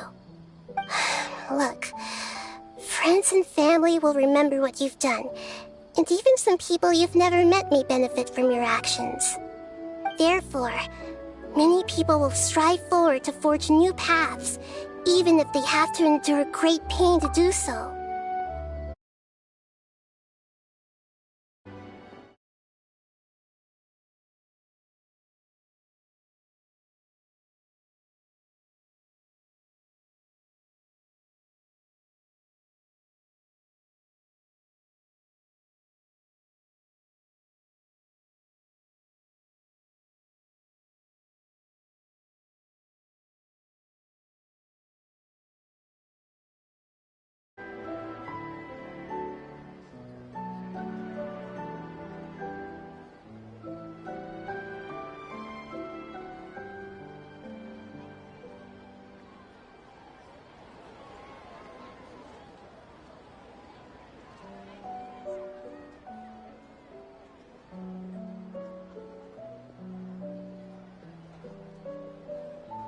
Once you begin your journey on that same difficult yet rewarding path, you'll come to know the answers to those big existential questions, yet they will no longer feel as life-defining as they did before. But if you were to believe that life is nothing but an empty, ephemeral dream, then that's also the only thing it'll ever become. You're free to choose how you want to live your lives, but as your Archon, I should first make this information known to everyone. In the end, it's up to you whether you want to embrace a beautiful dream at the cost of your real life. Nahida said she wanted to speak with us alone. It seems like she went to the plaza in front of the academia.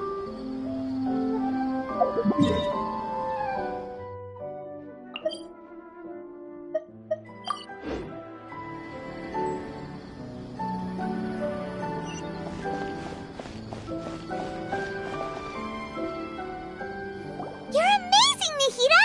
Even Paimon was nearly won over by that scholar in that dream. Well, he's very good at manipulating the weaknesses of human nature, but perhaps he himself had fallen prisoner to them long ago.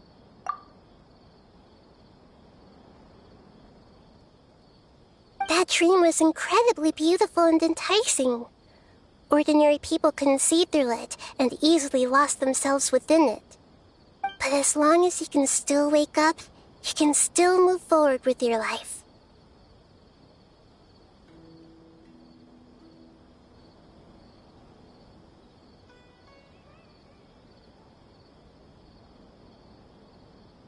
Huh?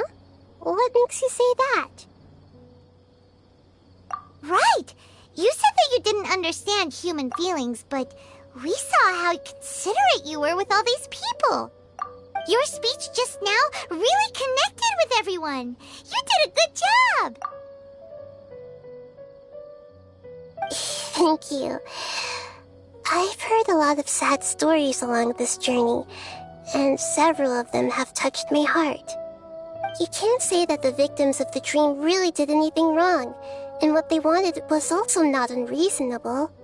That's why I could understand them when they tried to resist us and protect the dream. But all of my understanding and stirred feelings probably can't even account for even 1% of the pain they've experienced.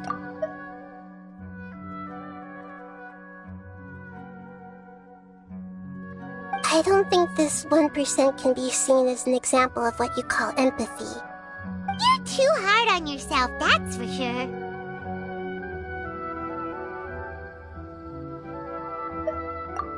Alright. I suppose going out into the world will help my confidence grow. I've learned that emotions are nothing like knowledge, and that's why it's hard for me to put them into words sometimes. Beinuni, or Mercedes, said that I had never personally felt the pain of loss. But I have a vague feeling that this isn't true. The moment I entered the dream, I felt like I was wrapped in a blanket of warm feelings. It was so warm that it felt like I had returned to the start of my life, and I didn't want to wake up anymore.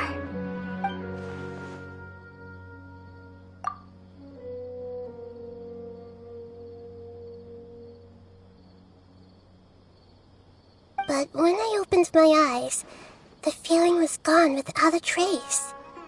If I have to make an analogy for it, I would say I can no longer see words on a piece of paper after they have been erased, but I can still see the slight indentations of where the words had been written.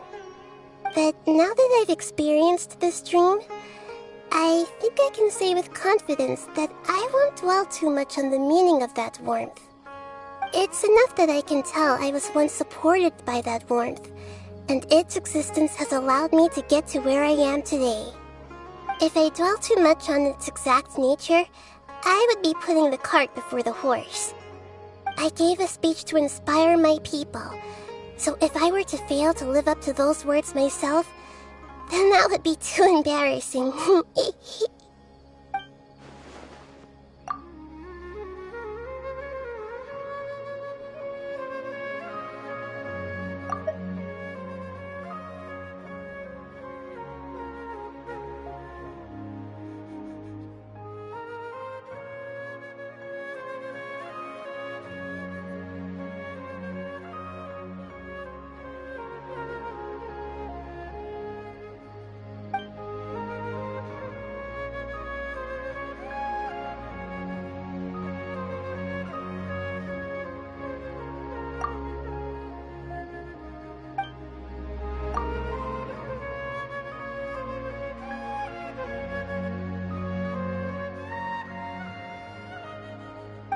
What's with that serious look? You keep looking like there's something you want to say. Is there anything you want to tell me?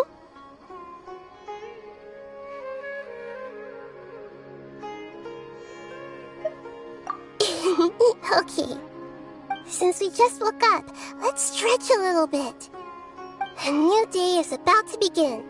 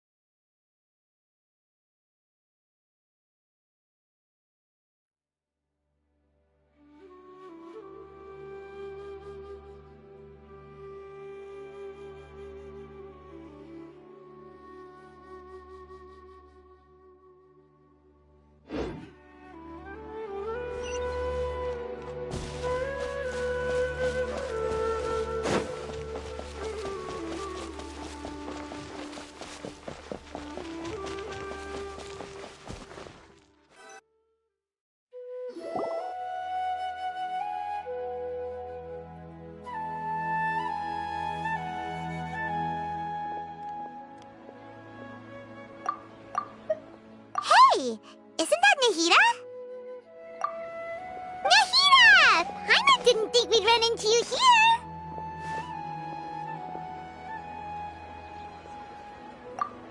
Oh, hey there. It's been a while, hasn't it? What have you two been up to?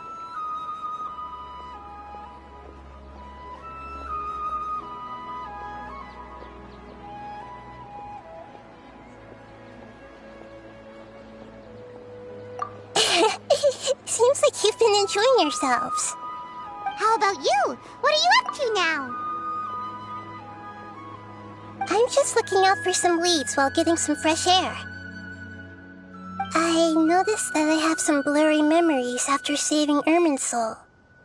I almost feel like there's still something extremely important I need to do. But I can't remember what it is.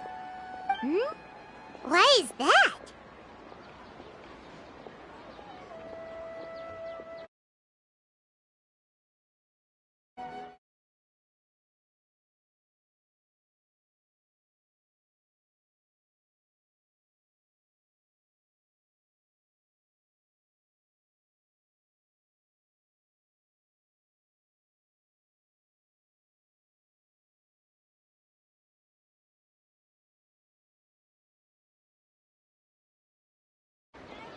Don't worry, we'll help you remember.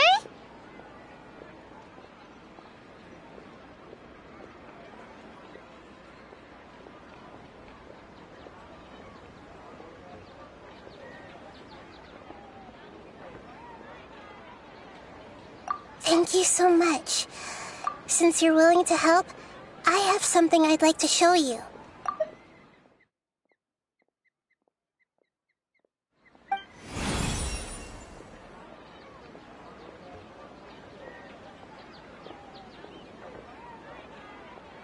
Oh, it's beautiful. It looks like it's filled with some kind of power. I found it in the sanctuary of Suristana, but I have no recollection of it whatsoever. It's filled with pure elemental power that is quite similar to mine, but yet it's also a little different. It's very likely that it's connected to my foggy memory, but I can't figure out what it is.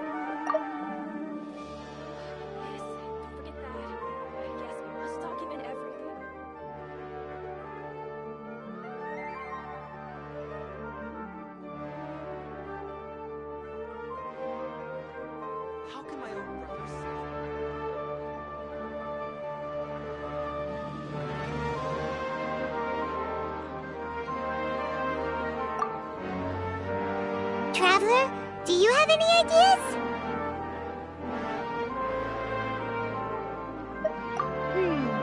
You know, Nahida, we just happen to be going on an adventure right now. If we find anything, we'll be sure to let you know right away.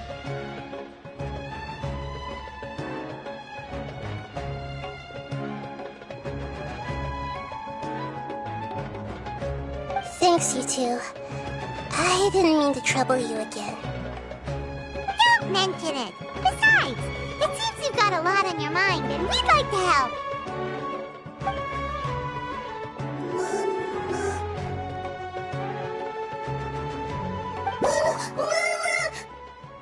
Hey, get out! You shouldn't be around here! I'm sorry, Lesser Lord Kusanali. Fungi don't usually come near this place. Last warning! Get out before I kick you out, you hear?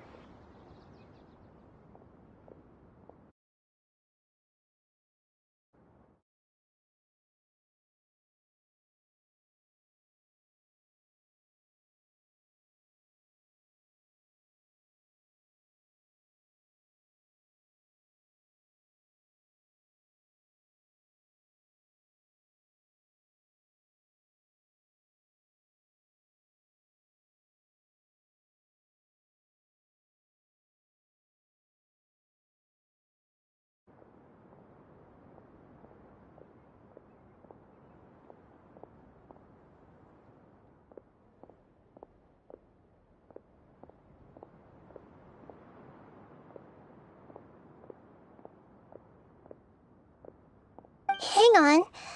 I think it's trying to tell us something. But Great Dendroarchon, it's a monster! Please, don't worry.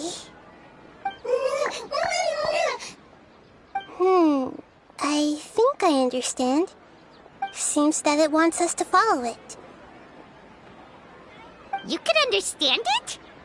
Mm-hmm.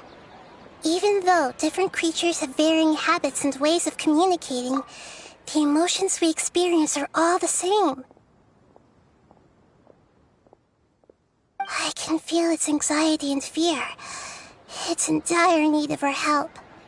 Well, fungi are kinda cute, but...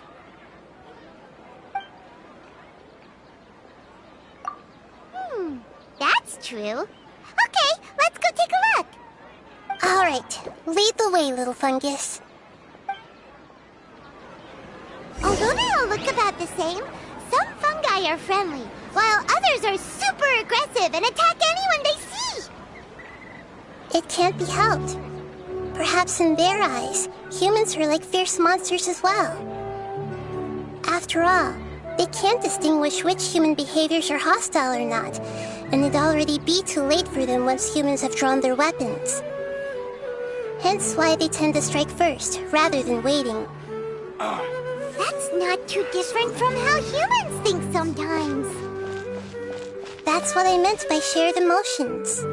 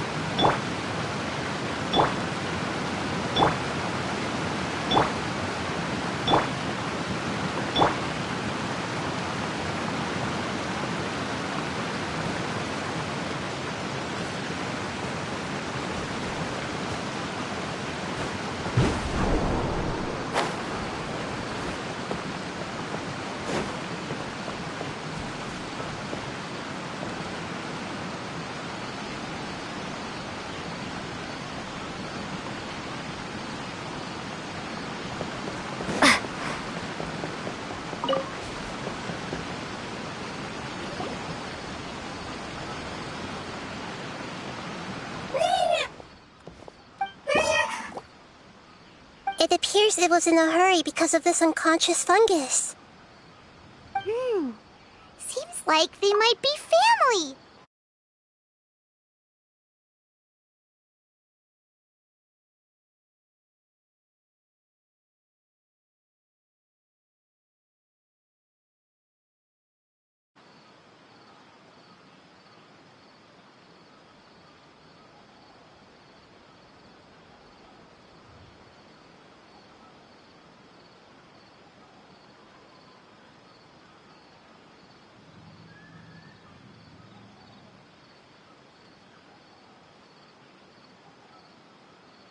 So maybe this fungus wanted to bring Nahida here to help its family member. Probably. Although fungi are simple creatures, they're very sensitive to elemental power.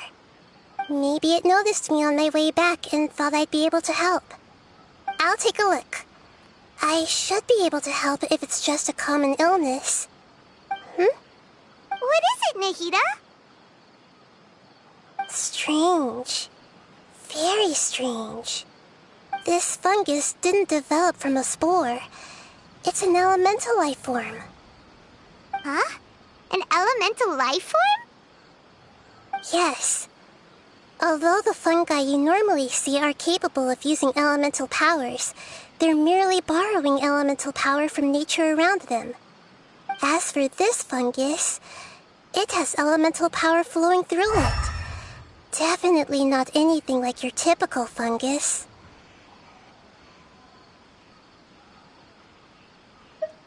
Exactly.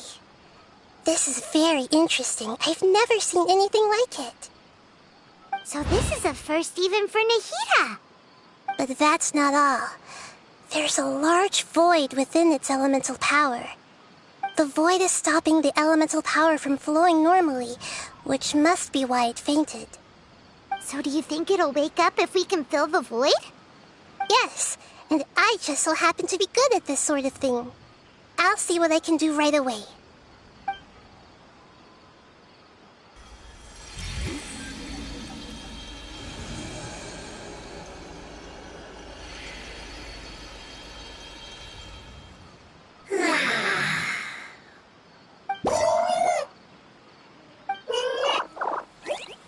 My power was compatible. Looks like everything is fine now. Lord of Dendro? Is it really the Lord of Dendro? Oh, I can't believe the Lord of Dendro's... Ah! It can talk? Oh, I didn't expect such a... What? Of course Paimon can talk. Paimon isn't a strange creature. Paimon's just... Paimon! Hello, Paimon. Oh, well, no need to take it seriously. It's no big deal. But does Paimon really look so dumb that people might think Paimon doesn't know how to talk?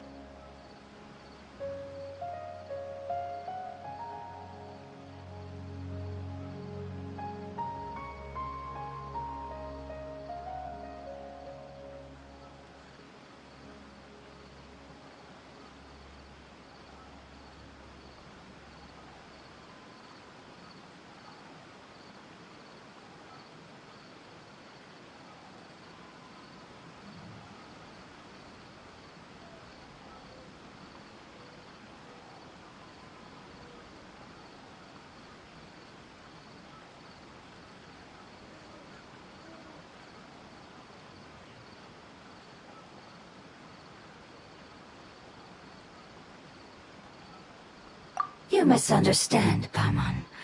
So a creature may not speak, even if you do possess enough... Did this fungus study at the academia? You're not a fungus, are you? That's correct. This might be surprising to you, and I'm sure that you must have... It might startle my fel... Me.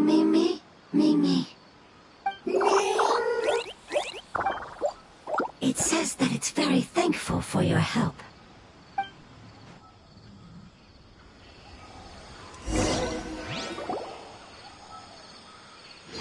I was confident that I knew of all the creatures in Teyvat. Even if there are ones I've never seen with my own eyes, I thought I possessed all the relevant knowledge about them.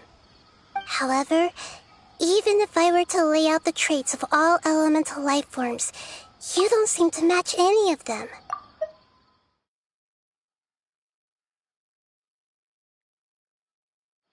What are you? And where did you come from? I come from an ancient race.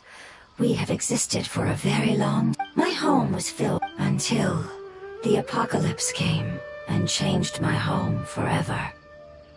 A horrifying... We were victims. The apocalypse? I'm not sure what it means either. It sounds like some kind of old fable. It's a long and complicated story. Don't worry, we'll listen. Please continue. I was lucky and managed to survive. Afterward, I left with some of my family and we came in contact with many species and learned from their cultures. We later found out that humans know the... Your home was destroyed by forbidden knowledge? Does that mean you're from the desert? It's said that they are looking for a way to save their homeland, but the catastrophe of the desert should have ended a long time ago. The Lord of Dendro is correct. That may sound a little odd, as it is. Yes! I am a life form that was contaminated by the apocalypse. A part of my knowledge and memory was taken. Yes! How could you forget? I get it now. So the void of elemental power was left behind from when the forbidden knowledge was purged. I'm sorry. I hadn't considered that kind of possibility. That's okay. Look, and not only did you save me... That's right. The forbidden knowledge is no more, and your homeland should be safe now. My home should be safe now. For the longest time, this moment, I was unable to fulfill our calling. It's not your fault. You've already done everything you can. Every species paid a grave price in the fight against forbidden knowledge. This is not a responsibility you should carry on your own. You mentioned that there were other survivors besides yourself. Where are they? Maybe they'll remember. The apocalypse put us through immense pain. Don't worry, I should be able to find them. Just leave it to me.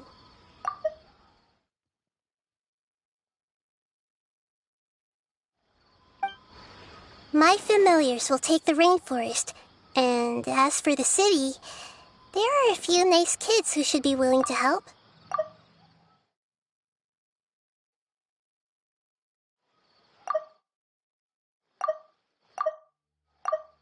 Your familiars?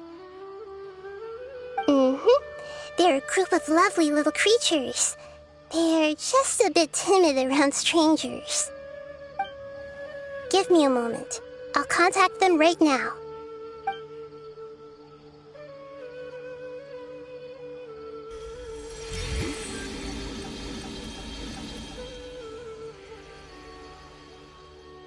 That should do it. It may take some time to find them, so let's wait for a bit. Thank you, Lord of Dendro. We all believe that you... The moment I saw you when I awoke... Agreement? You might not remember. Ah, I see. I'm sorry. There are also some blurry segments in my memory as well. But I'm very concerned about your homeland. This is something I should help with. It's really no trouble to me at all. Would you all be willing to come with me? The more family members that can return... But didn't you say that you don't know where they are? Yes, but I know their end.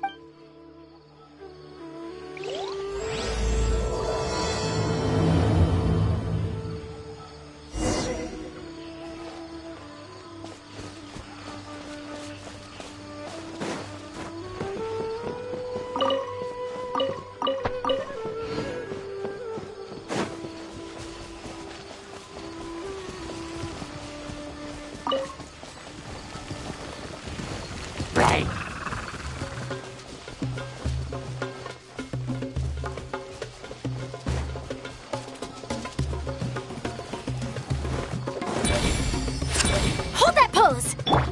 Ha!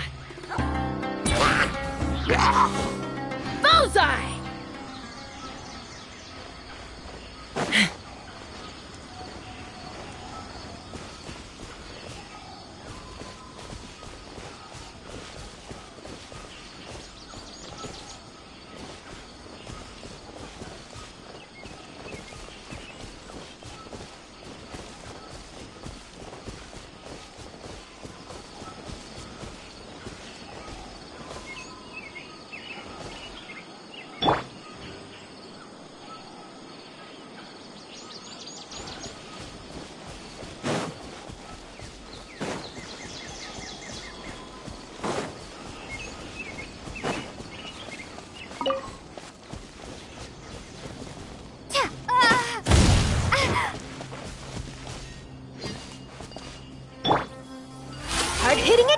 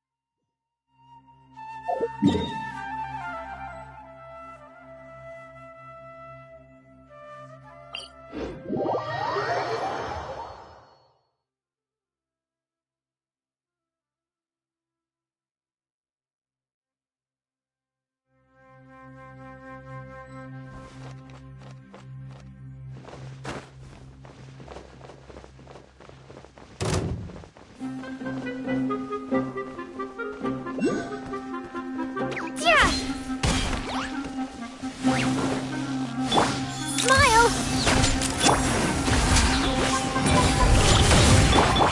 Take me up! Locked on! Locked on! Malzahn!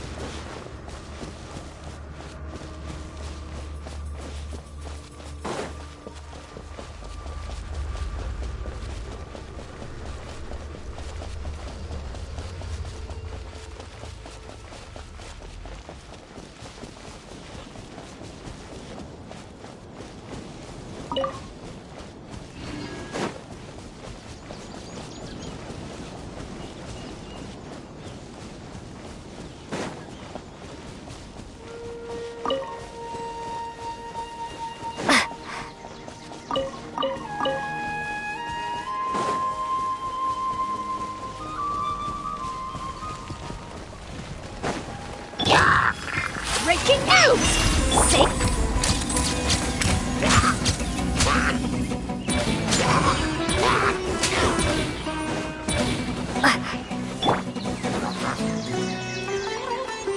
Hold that pose!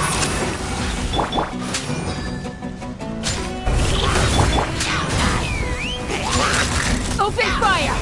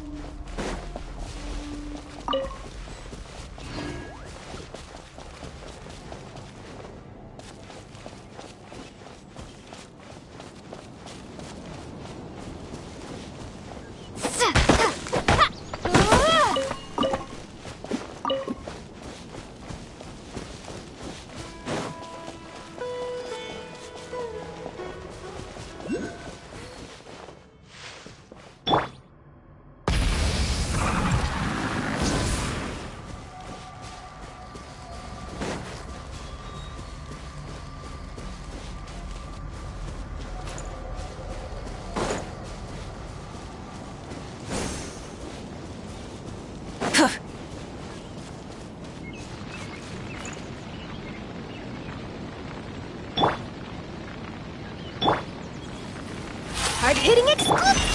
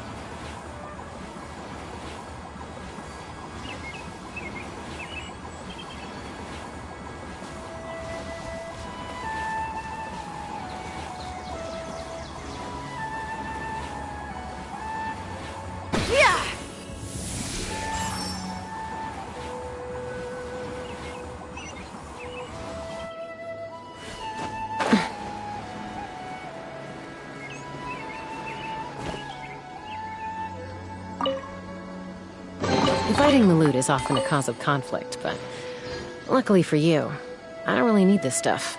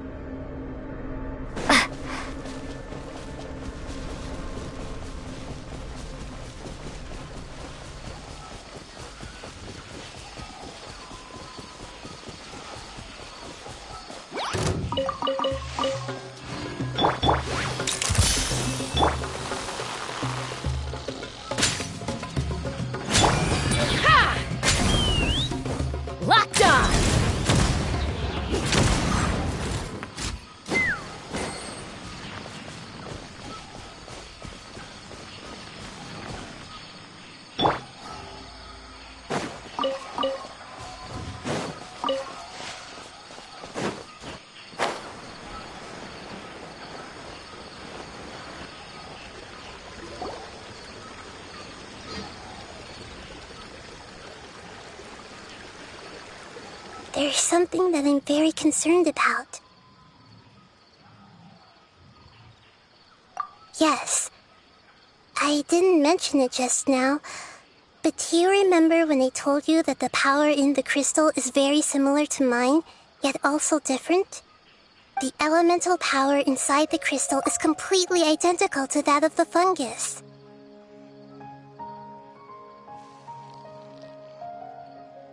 What?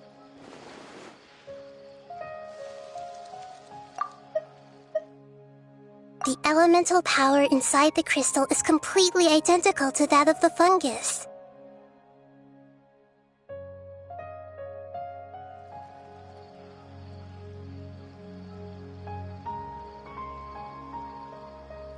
Exactly. The prophecy that it mentioned was probably an agreement that I made with an elemental life form that once represented its race. I had to deal with the forbidden knowledge to save their homeland. The process, however, took away some of my memories. That sequence of events would explain the persistent feeling that I had unfinished business. Makes sense. Too bad it's unable to tell us more. Yeah, I've been trying to think of a place that fits the description of its homeland, but I'm unable to come up with anything. Agreed.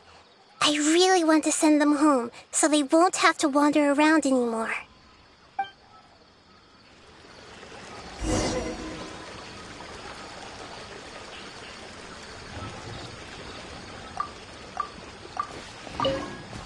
The road here is a little rough. I'll lead the way. Don't worry, Paimon can handle any road! Ah! Enemies! You're up, traveler!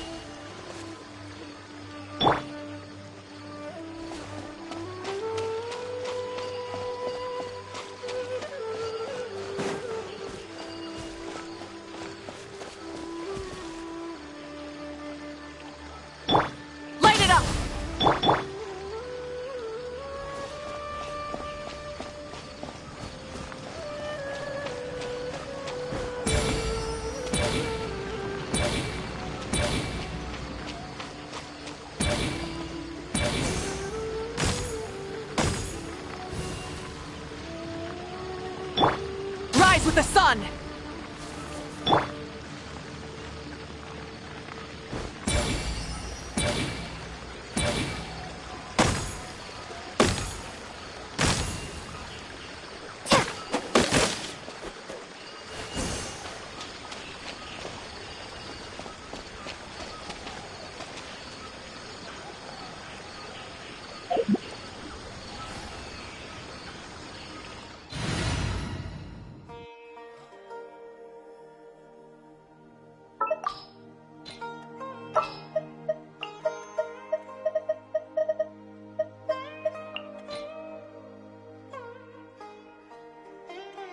Want me to join? Be free!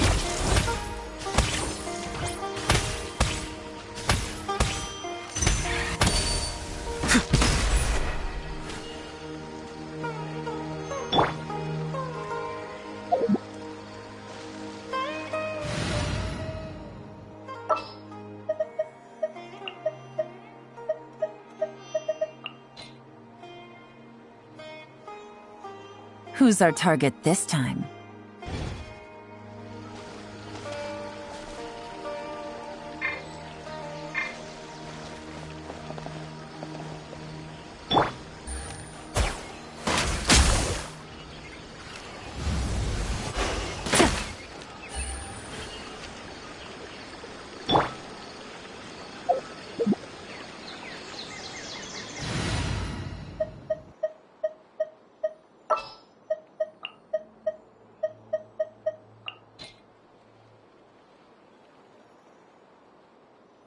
I'll lead the way.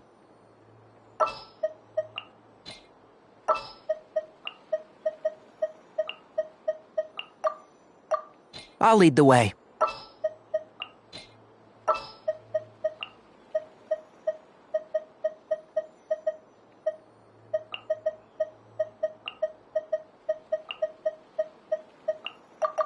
I'll lead the way.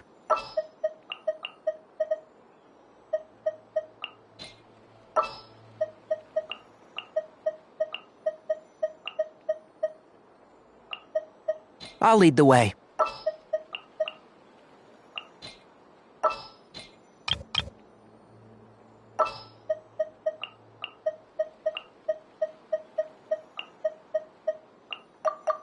I'll lead the way.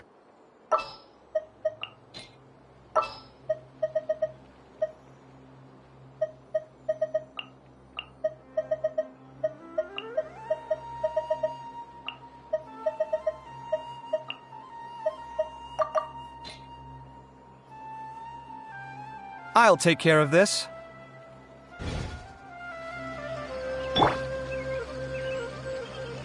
Scanning.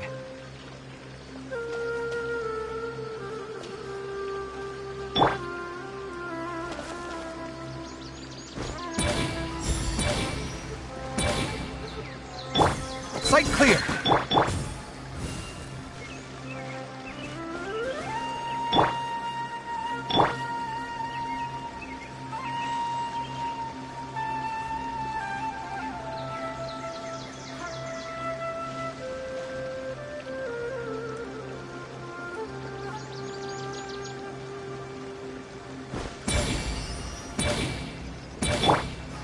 Come at me!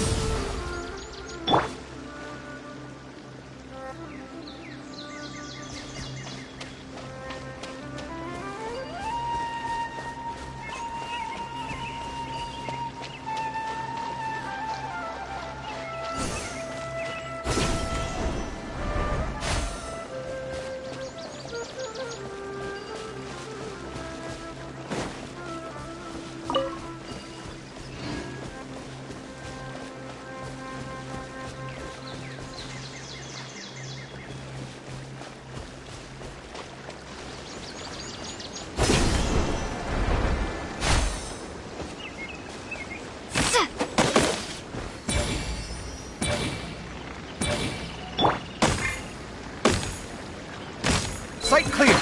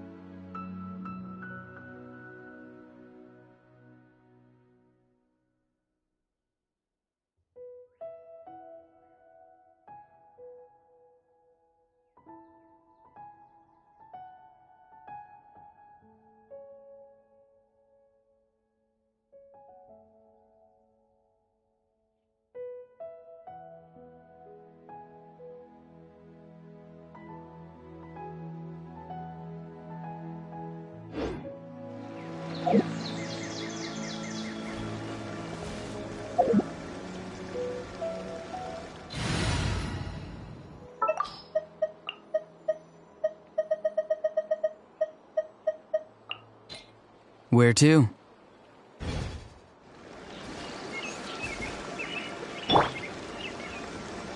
Not too far now.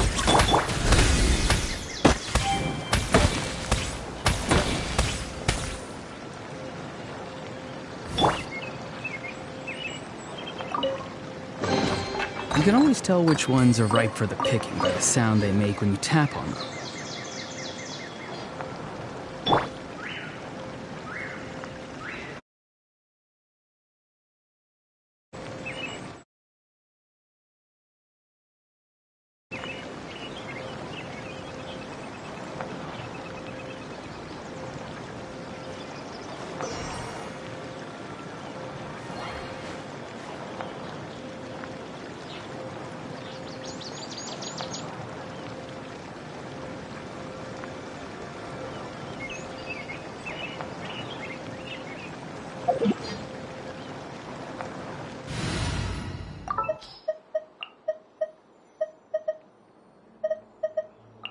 Let's get this interview started.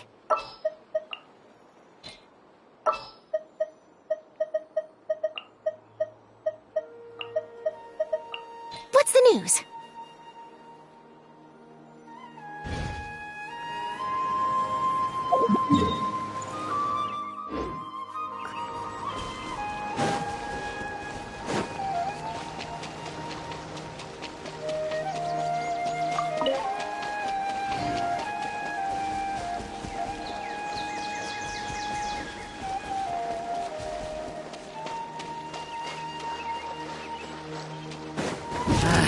A new punching. You are not welcome Come here. on, you coward. Take that. Say cheese!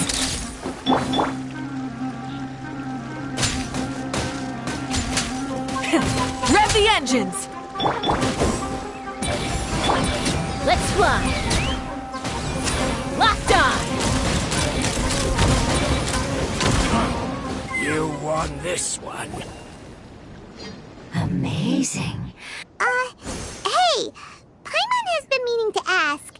You all didn't originally look like this, did you? No, we didn't. After communicating with us, It's hard to believe that's even possible. the most important, your hand is shaped like that for a tools more easily. The reason why, we are dendro-like. So you mean... Not as freely, although this is common sense. Not as freely, I'm afraid. So you mean, if Paimon wanted to, Paimon could change into a different form as well? Form requires, you cannot make a sprite. I see. Humans have a term for this. It's called growth. Ah, you're so smart, Nahida! Paimon gets it now!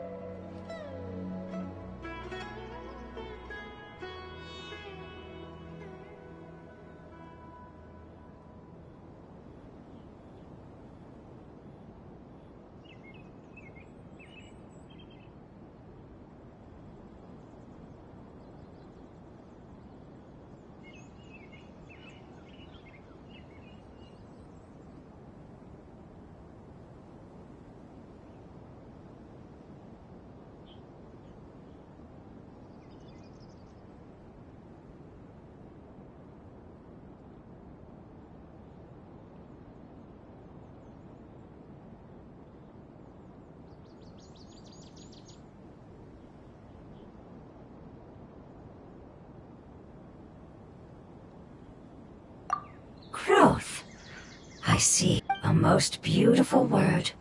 I shall enjoy it more as we walk.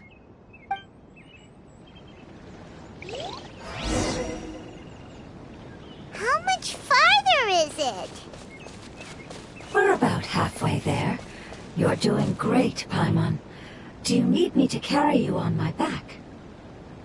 Huh? Oh, no! Paimon was just curious! Paimon isn't that type. He seems to enjoy taking care of others. You think so? Does the Lord of Dendro need to be carried? That would be awkward, wouldn't it? Why don't you fly up and sit on top of my head?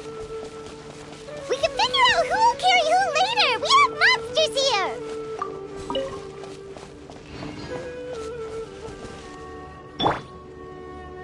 Full throttle!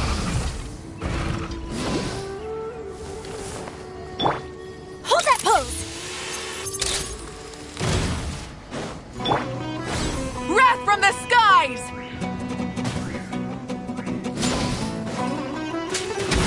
Light it up!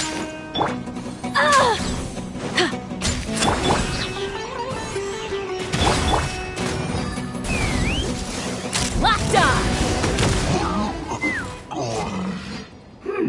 I think we may have a different understanding of carrying someone. No matter whether it's tired or not, my child is... Child? You mean the fungi we ran into earlier? Yes, one was my friend. Why can't your... Because it's just a fungus. Why can't your kid speak? A fungi species here. However, it is slightly different. Oh, then it must be a really cute name. You know, like Bongo Head. You have an odd taste for names. Huh? Paimon thinks that name is great! Strange and cute at the same time. It's a name only Paimon would be able to come up with. That's right! The name I came up with was not as creative as Paimon's. Its name is... I'm sorry, but I've forgotten. Seems like I've forgotten... Yes, I must remember it before I return.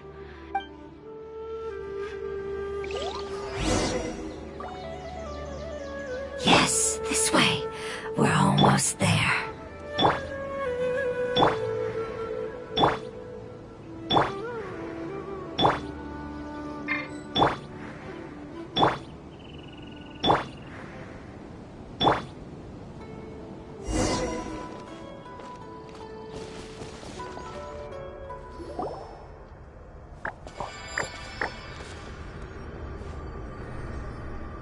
It's the Withering!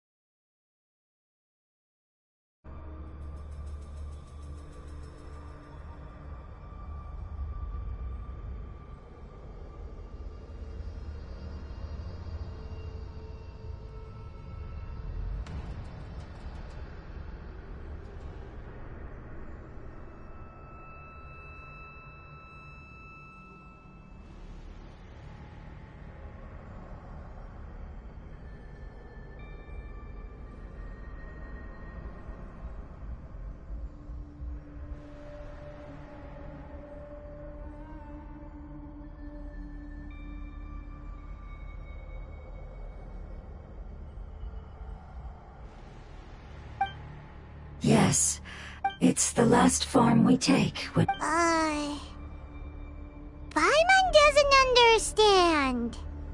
It's trying to say that when they've suffered enough and reached the end of their life, they become a tumor of the Withering. Yes, I would have... So, This is how the withering is formed?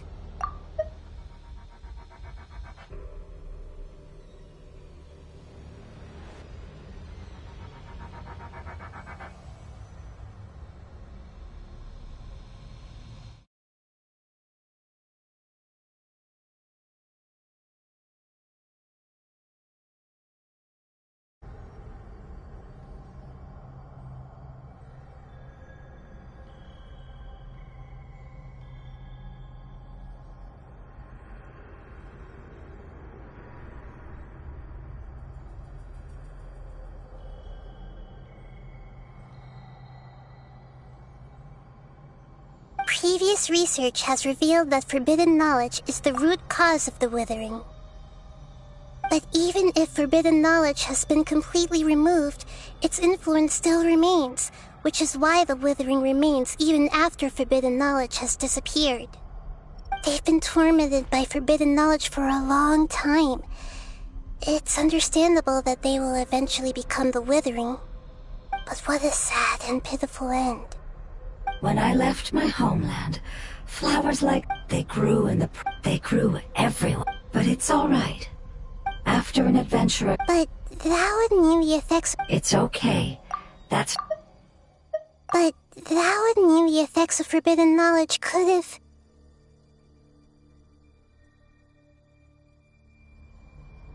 It's not right to leave them to sit. Now that we finally have. I understand. Just leave it to us. So you're worried about me? It's fine. Forbidden knowledge doesn't exist anymore. It's natural to want to be overcautious when dealing with a highly venomous snake, but when all that's left is its skeleton, there's nothing to worry about. Paimon doesn't get what you two are talking about, but we're all ready to go now, right? Then let's do this! We've dealt with the withering countless times already!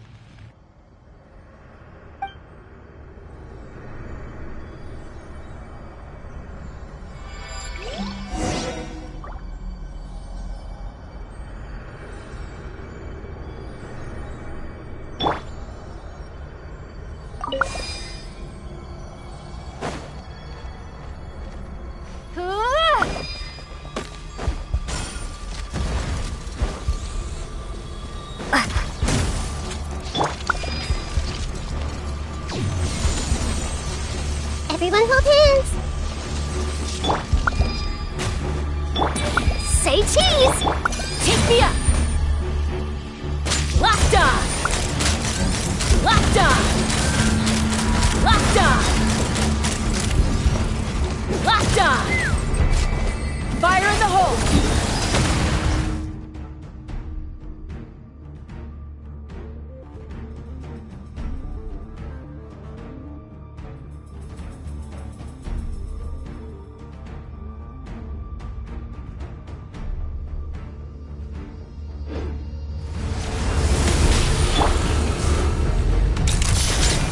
Breaking news!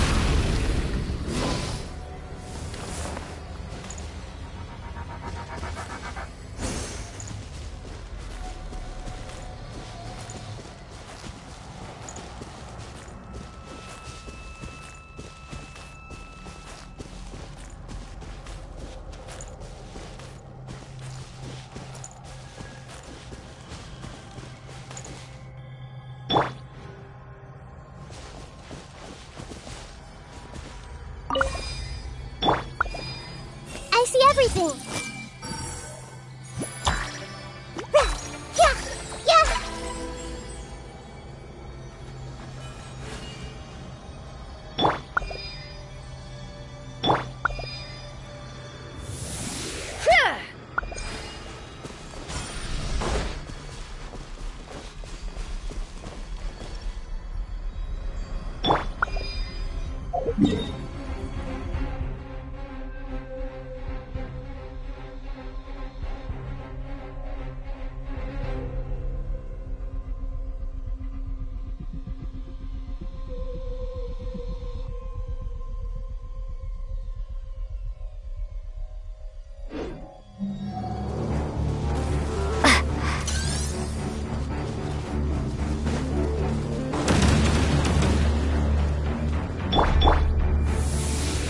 yeah.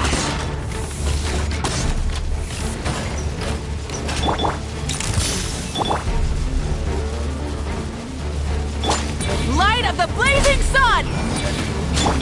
Let's fly! Open fire!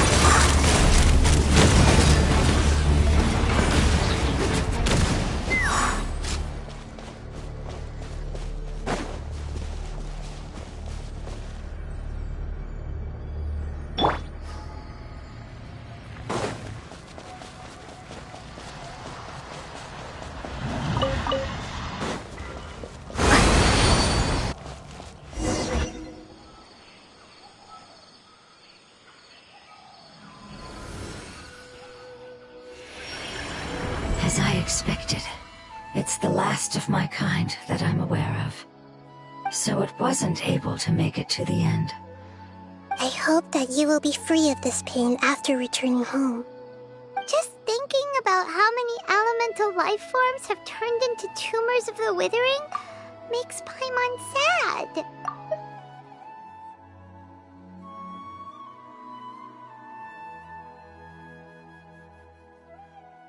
It's okay.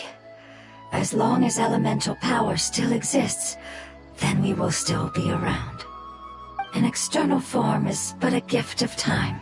It wouldn't have come to this if we were able to cure them earlier. But I will cure all of them.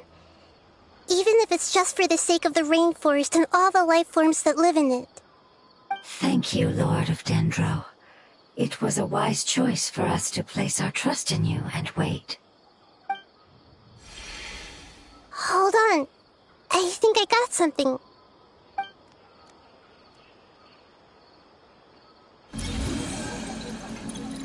Oh, I see.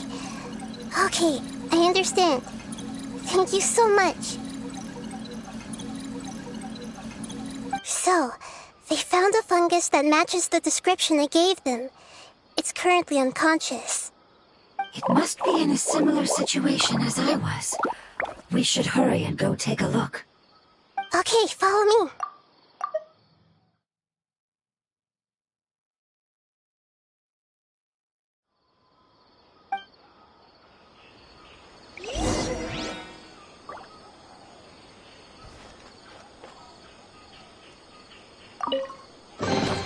Is this an answer from this world?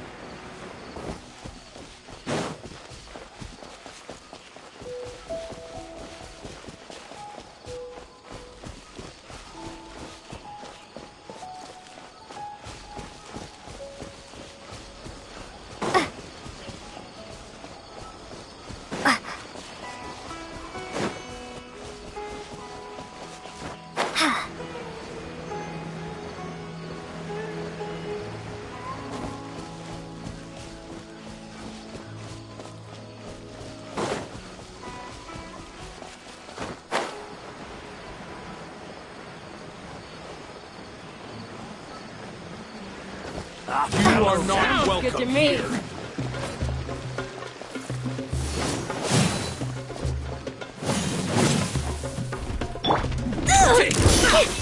Smile!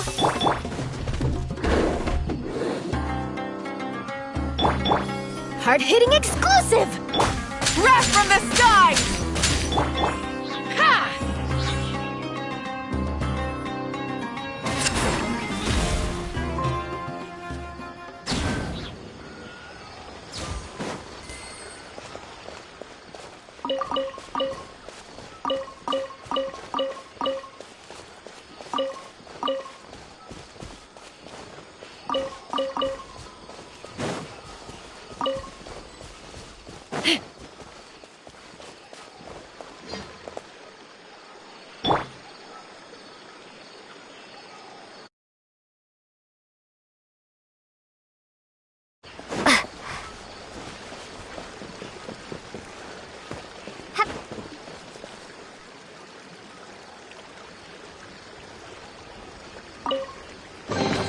A reward on the road.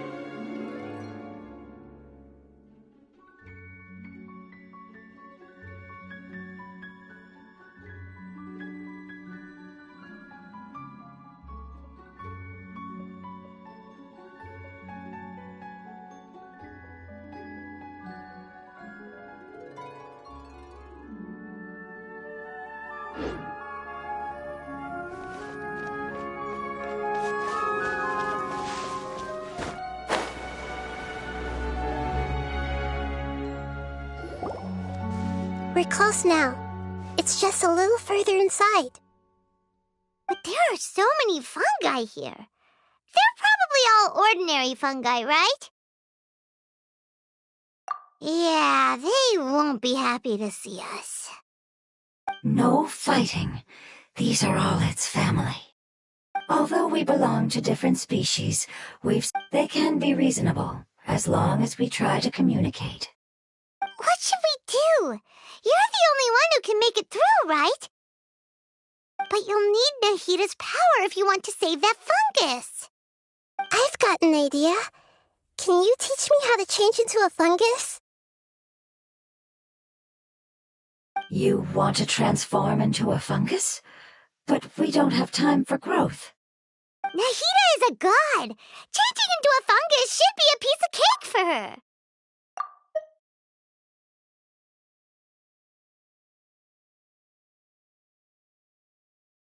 Even gods can't bend the laws of time. Then we'll have to enter with the risk of being noticed.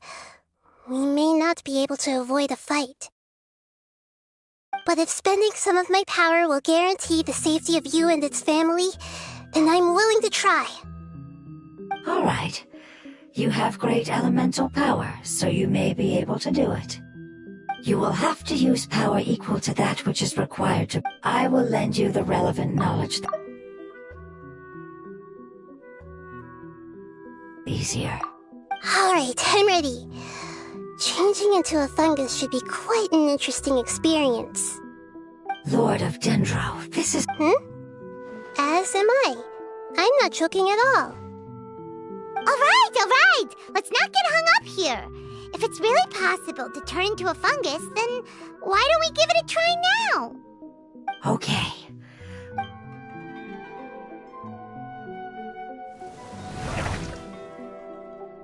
Wow! You really turned into a fungus!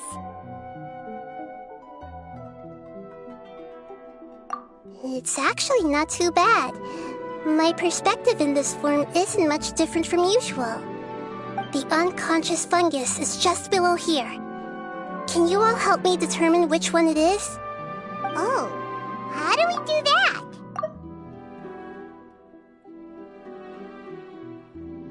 I'll get close to them while you make your way over from above. You should be able to identify them using elemental sight since they're elemental life forms. Then, all you have to do is repeat the correct answer in your mind. As long as I'm able to see you, then I'll be able to hear your answer. Okay, got it. Let me lure away the fungi up top. All right, good luck, Nahida. Let's go, Traveler.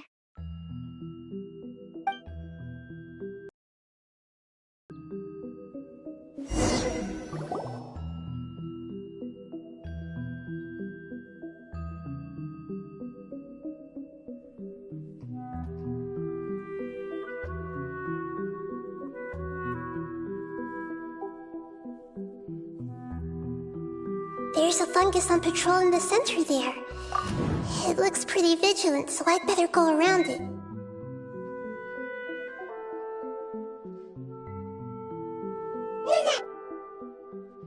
Why is it reacting like that? Uh-oh, the fungus on patrol noticed me.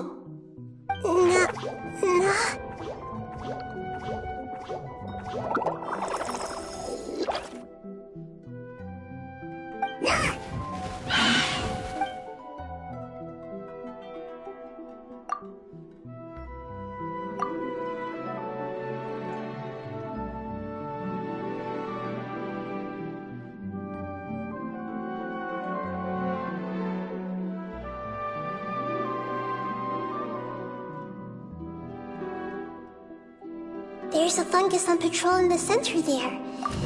It looks pretty vigilant, so I'd better go.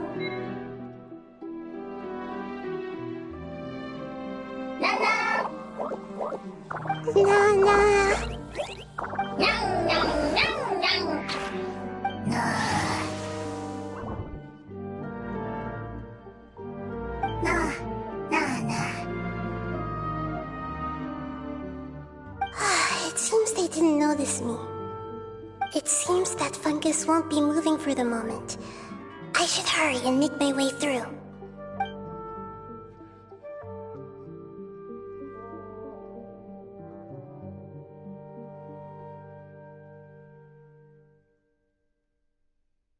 This is the spot. There are several fungi here. I'll hide and wait for the traveler to catch up.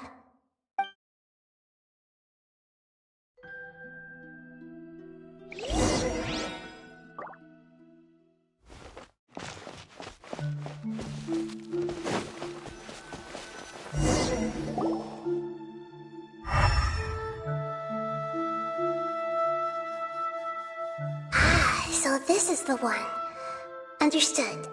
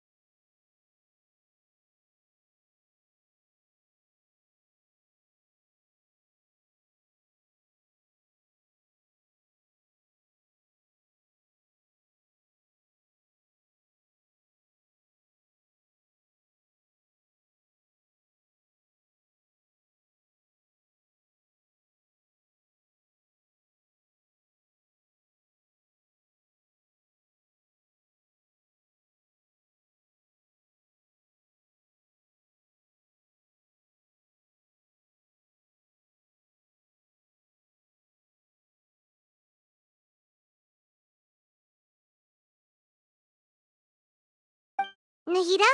What's wrong? I never knew that it was so tiring to change forms like that. I even used the techniques that it taught me. Seems like its warnings were not unfounded. The power of time accumulates slowly and goes unnoticed. A great price is to be paid if you wish to perform drastic changes instantly. Thank you for everything you've done. All seems to have gone according to plan. Now, we simply wait for it to wake up. Who are you? I apologize. Language. It's okay, I have good news. Apocalypse. Yes, unfortunately, I've forgotten what...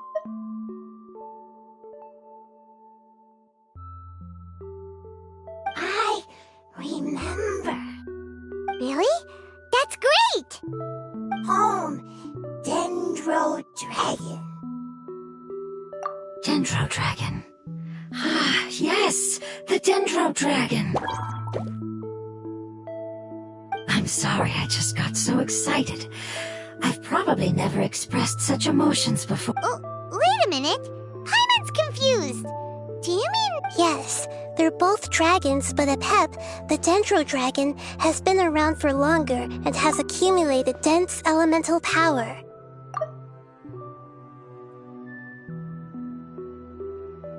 But I don't quite understand. Why would you say that your homeland is a dragon? Because we live inside the Dendro Dragon. The Dendro Dragon. Inside. There is an entire world. Dragon nurtured the early... It once told us in a... However, that day... Paimon's still confused.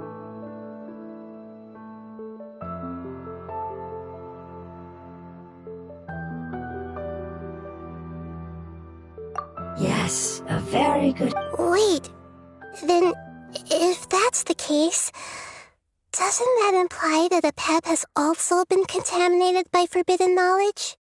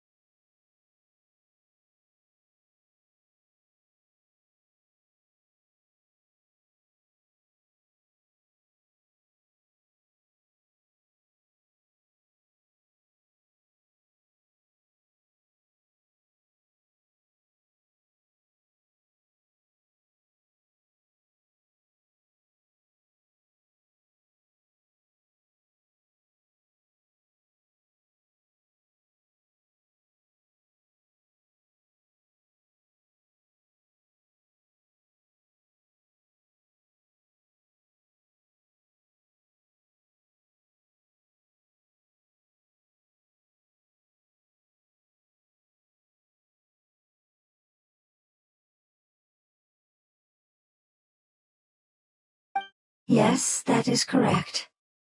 What has suddenly made... Apep is the most adaptable life form in the world. The forbidden knowledge should have become a part of its body a long time ago. Which means that if all the forbidden knowledge has been eliminated, then a big void will also form inside the dragon! I'm afraid so. Its body and soul have probably been in terrible shape for some time now. No wonder I haven't seen Apep for so long. But how did it get contaminated? Was it due to the destruction of King Deshret's civilization?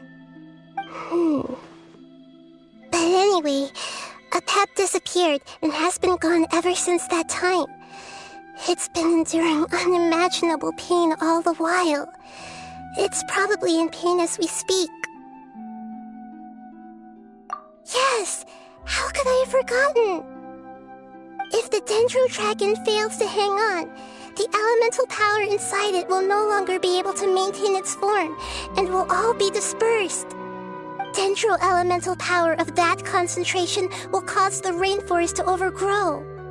Giant trees will completely block out the sun. Plants and humans will fight over oxygen. Samira will no longer be suitable for sustaining life. Hey, what about the crystal? Why don't you show it to them and see if they know anything about it? Yes, I'm sorry. You're right. We don't have time to panic. Have you two ever seen anything like this before? No. Its power feels very... I'm sorry, our memory... It's okay. I'll contact my helpers just as I did before and see if they can locate your other family members.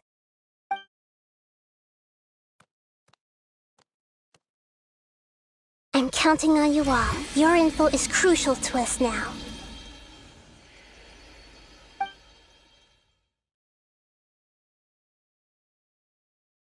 Let's wait for their reply again, though I know waiting can feel unbearable at a time like this.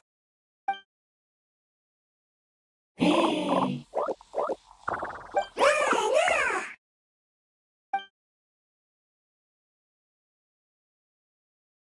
you. I explained to them that you aren't hostile. After seeing you save it, it's Go home, thief. Hard decision. Don't know. They are waiting, and I hope. Don't worry. Family is very important. Can you do one last thing for it while we wait? Of course. I can relate to how it's feeling. I need to organize my thoughts as well. Thank you. Thank you. Tend don't like... There are two things that it wants you to... Soil! There! First! Seed! Here! Paimon understood that! No need to translate. We'll take care of it right away.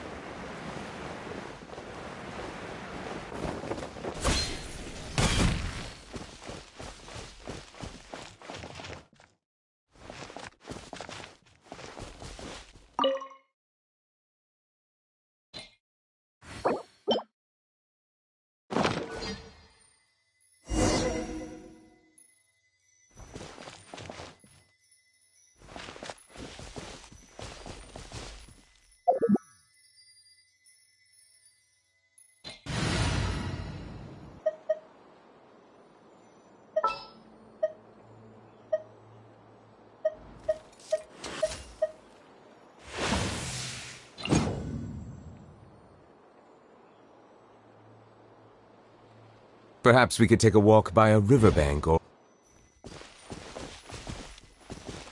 We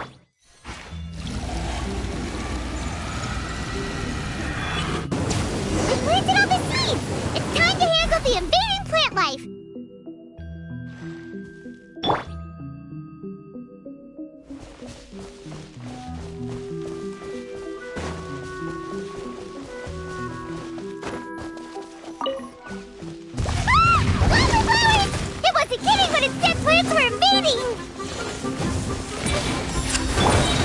The mighty be humbled! Light of the blazing sun! Locked on! Bullseye! Bullseye! Whew! That you, Tef? Yeah, I've calmed down now.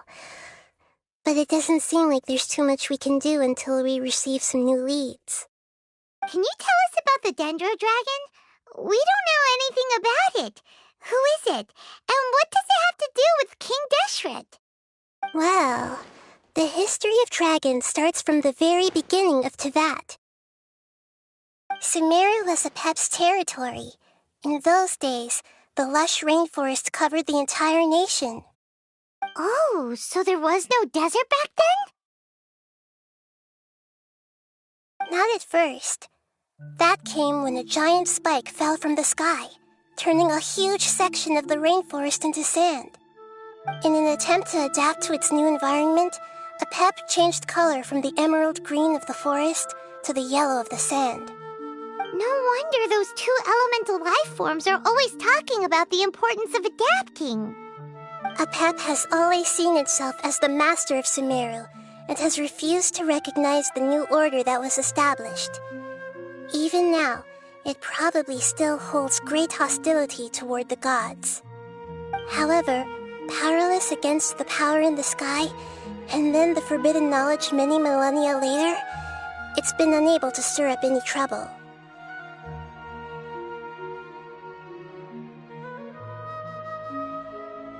Conflicts between the two sides are destined to continue until a balance can be found.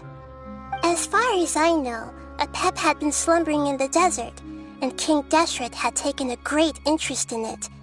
Maybe this is why Apep was contaminated. I'm not sure what may have led it to become involved, but rescuing it is definitely our top priority right now.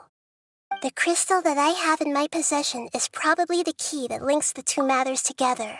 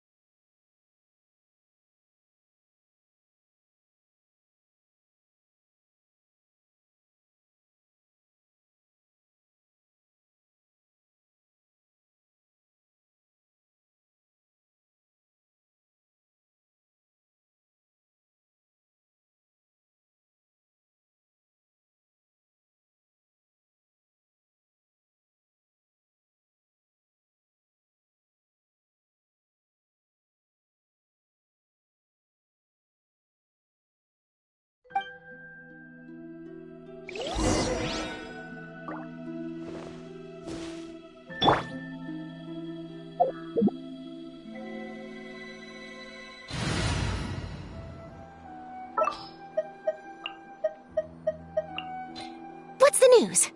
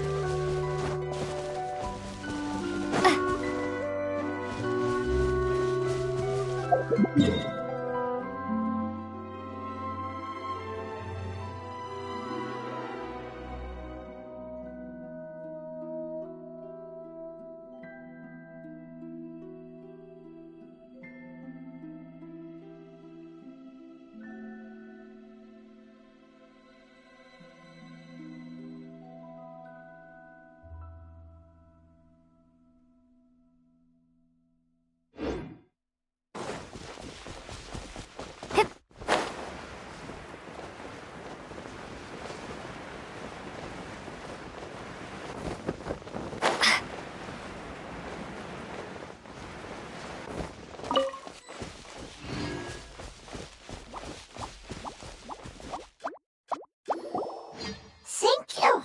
You really like them, don't you?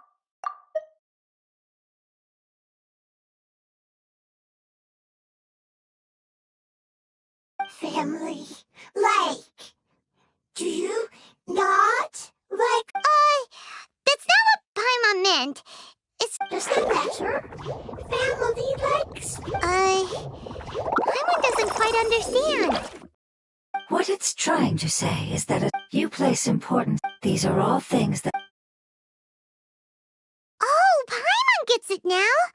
Looks can always change, so what's inside of us is more important.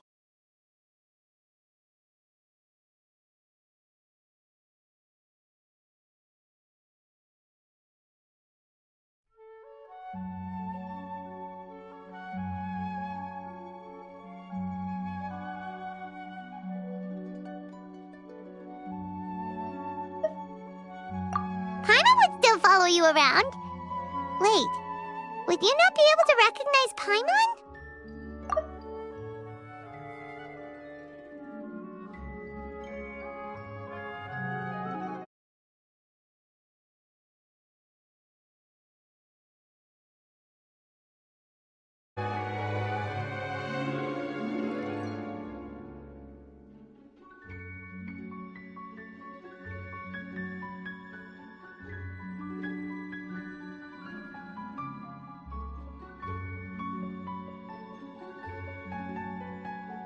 Oh?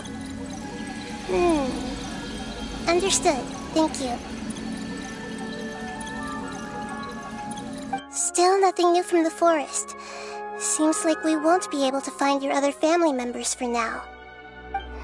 It appears we are out of leads to follow, and if no one knows how this crystal works, then Apep may be in danger.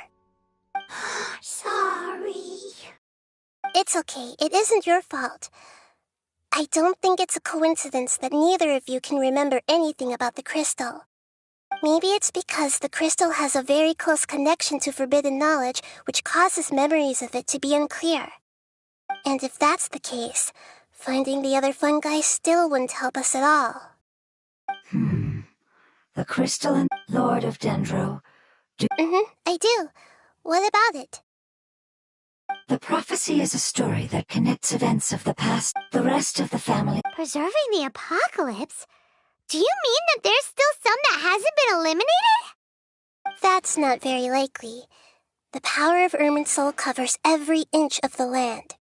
Did the prophecy say where that family member went?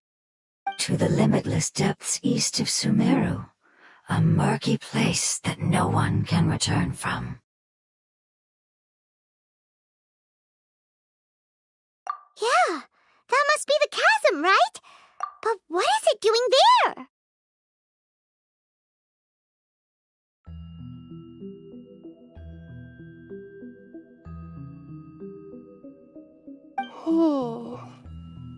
It's impossible to preserve forbidden knowledge, but what if it can be converted to a different form?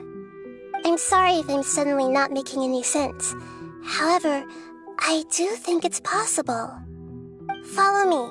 I'll explain it once we find that elemental life form.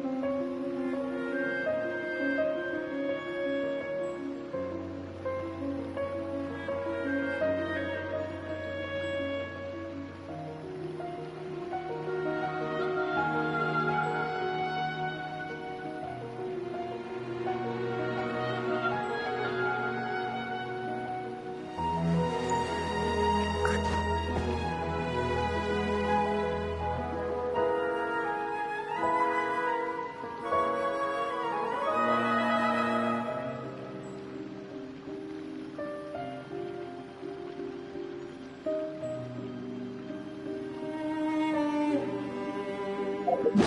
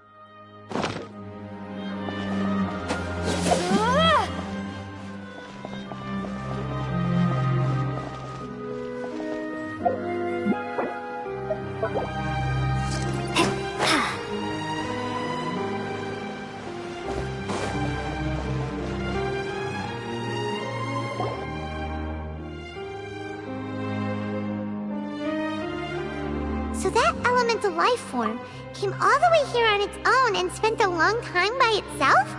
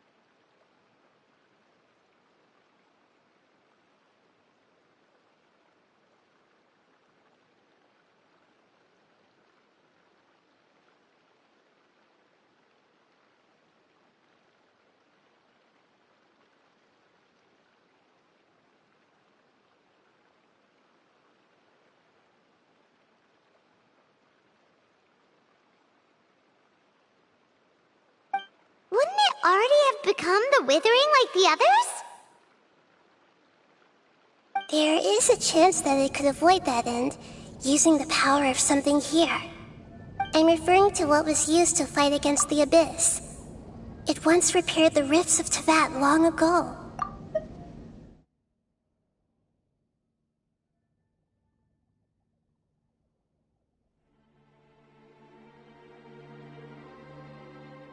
It has the ability to purify and stabilize powers that shouldn't exist in Tevat. Forbidden knowledge that its light has shone upon is kept here forever in a different form. Yep, it's just like soap bubbles that rise to the water surface. Another strange metaphor, but Paimon somehow gets this one.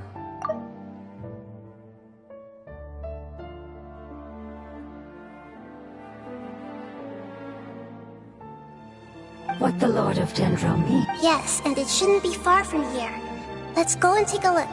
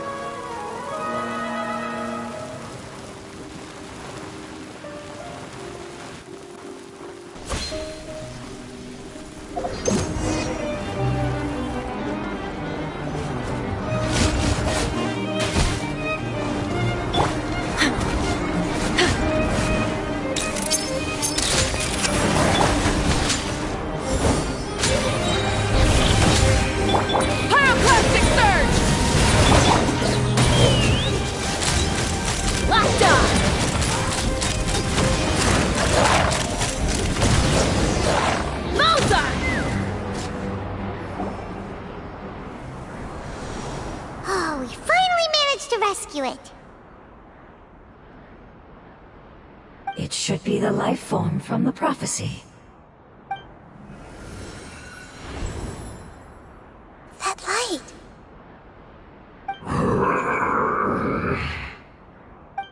Wait. Something dark is coming out. Something's not right! What's going on? Didn't Nahida say it was purified? Maybe it's because such a long amount of time has passed. Although the power of the oozing filth is more stable than that of the apocalypse, it is still a form of dangerous power. It might have lost its mind after being soaked in it for such a long time. Oh no! But we still have tons of questions we need to ask! I should be able to purge it with my elemental power. But this is our only chance.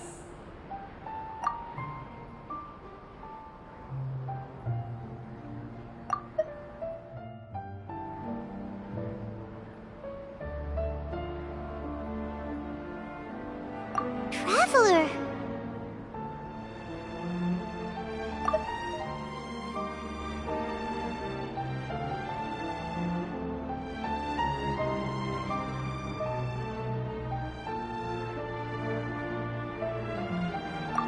It's okay. I trust your judgment.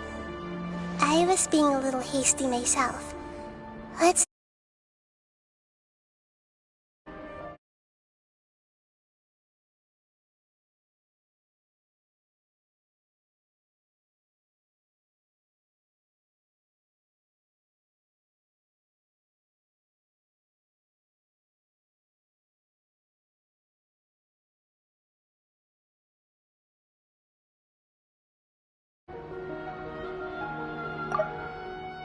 It's okay. I trust your judgment. I was being a little hasty myself. Let's see if we can think of another way.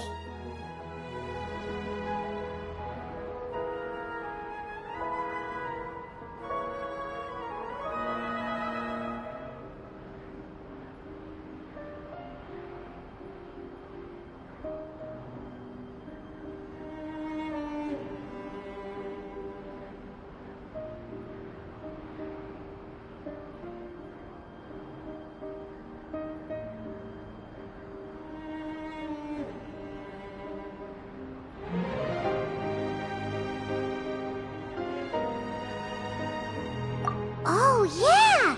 You said that the elemental power in the crystal was identical to theirs!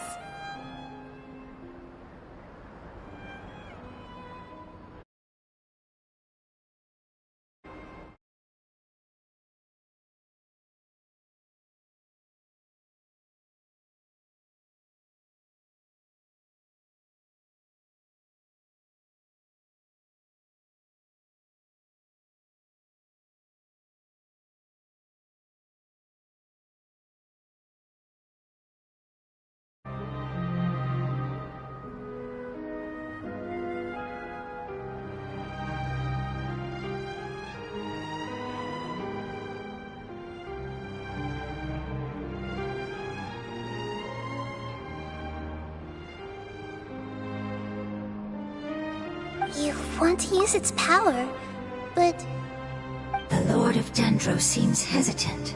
It's risky to use its power without... Don't understand! This... Yes, I understand. But this is our only chance. It's okay, there's no need to argue. I'll think of something to do about the elemental power that will be used. How about this? Traveler, you could try using it. I understand that you have an amazing resistance to forbidden knowledge. Don't overdo it, Traveler. Paimon will be worried.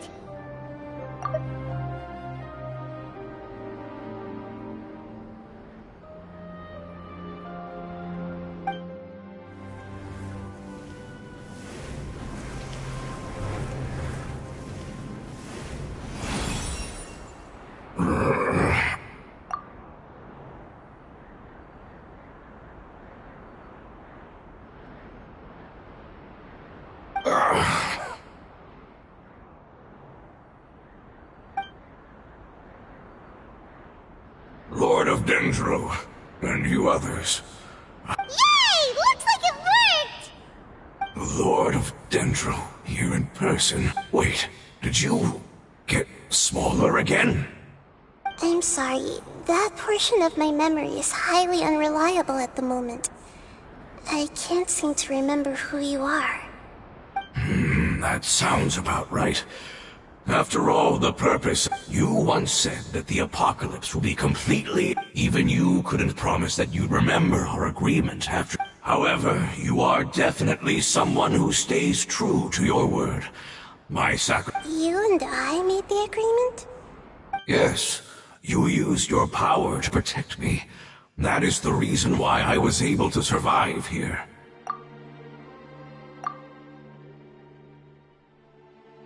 To be honest, I'm nearing my end. No one can withstand the power of the... In order to preserve a somewhat stable memory, I had to... Only the giant spike that is the moment I lost my chance of being But enough about me. Lord of Dendro.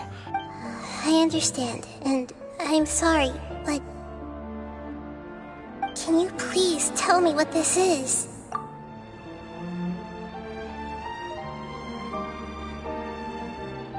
This is a fire seed. It's an essential item for saving the Dendro Dragon. Thankfully, it appears to be in good condition.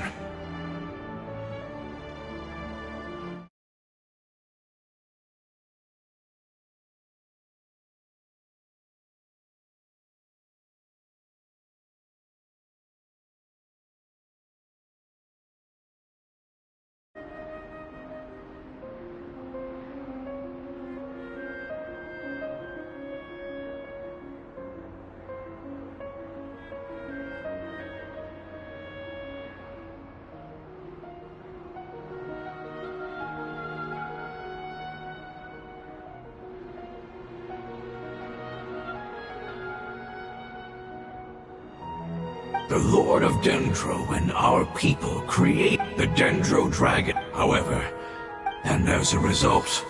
Oh, so the Heart of Oasis is a pep source of power. No wonder the crystal was able to heal this fungus just now. That's what it's used for. What? You used the fire seed to save me? Mm-hmm. Why? What's wrong? That's... never mind. It's the fire seed contains a high concentration of elemental power inside of it. It's very powerful, yet fragile at the same time.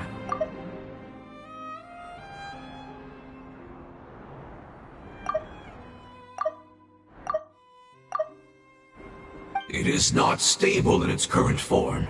Since I am its creator, I will take responsibility for it. I assure you there's no need to worry. Alright. Aside from being able to heal the Dendro Dragon, the fire seed can also resonate with the heart of Oasis. In other words, you'll be able to find the Dendro Dragon by following the guidance of the fire seed. But you should hurry. There is little time to waste. What about you? Forget about me. You should hurry home now.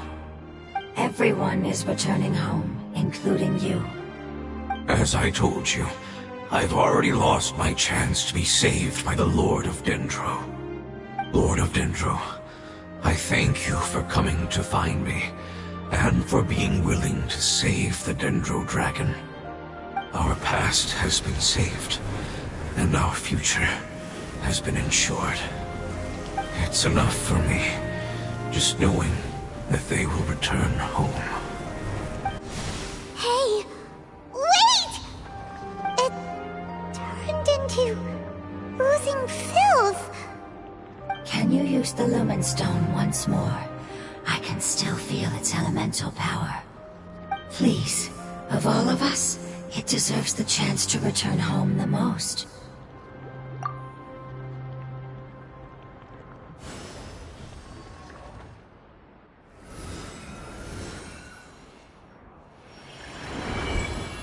This is a small ball of light that I left behind. I can feel feel it. I can feel its knowledge and emotions. It has all returned to its original elemental form and is becoming one with the other family members.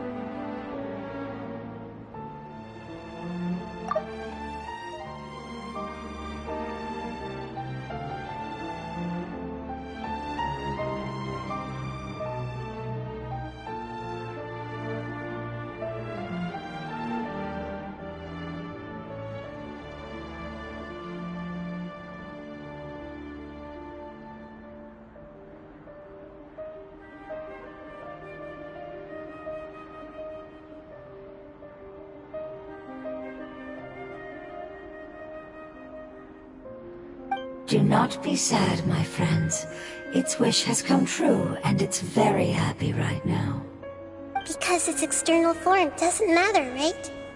Yes, because our external form does not matter, and our home has been saved. There is nothing more important than being together with family.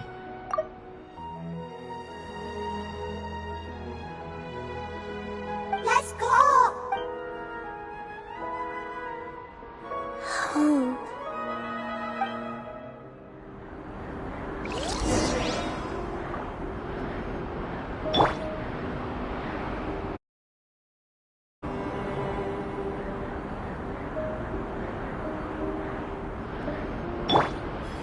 Breaking news!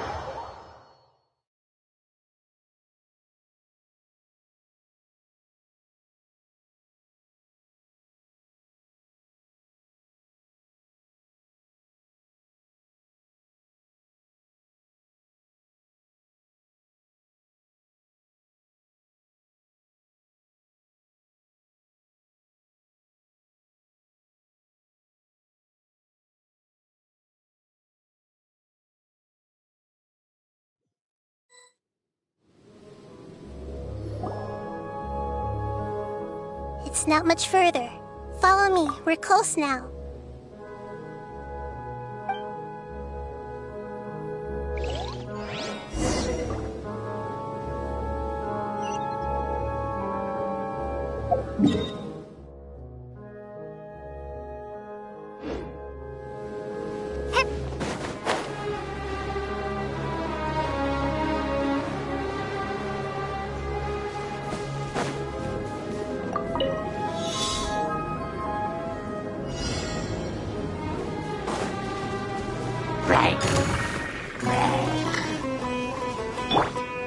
Take me up!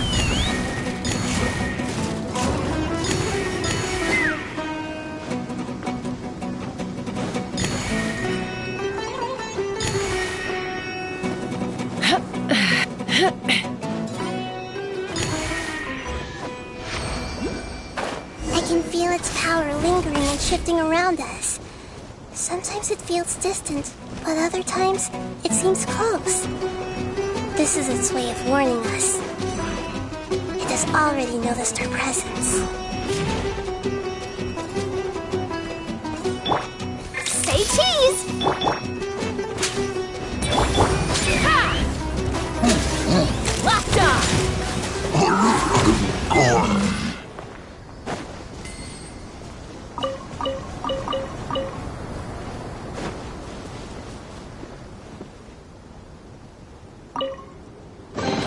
Ooh, shiny. It's so pretty.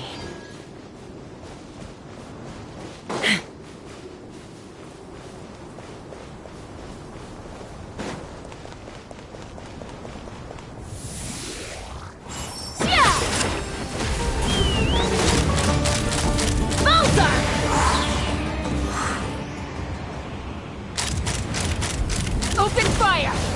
Open fire! Yeah!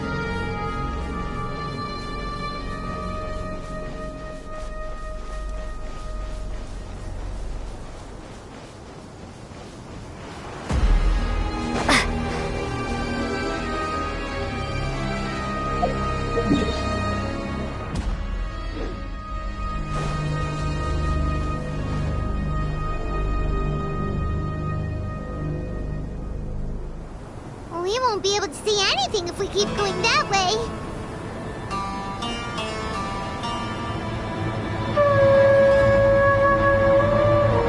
Hey, look! Something's over there!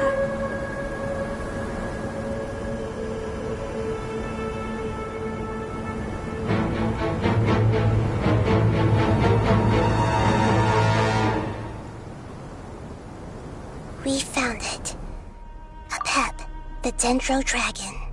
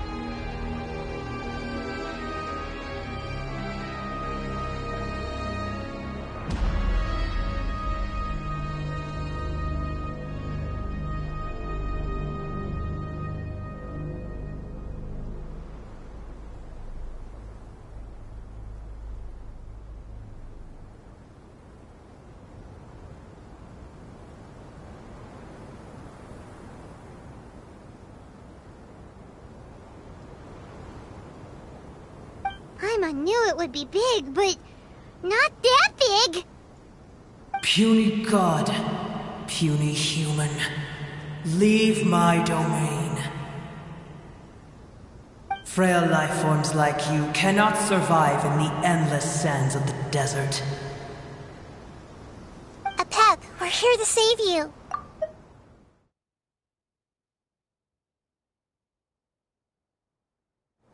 I do not need saving, especially not by you, Brewer.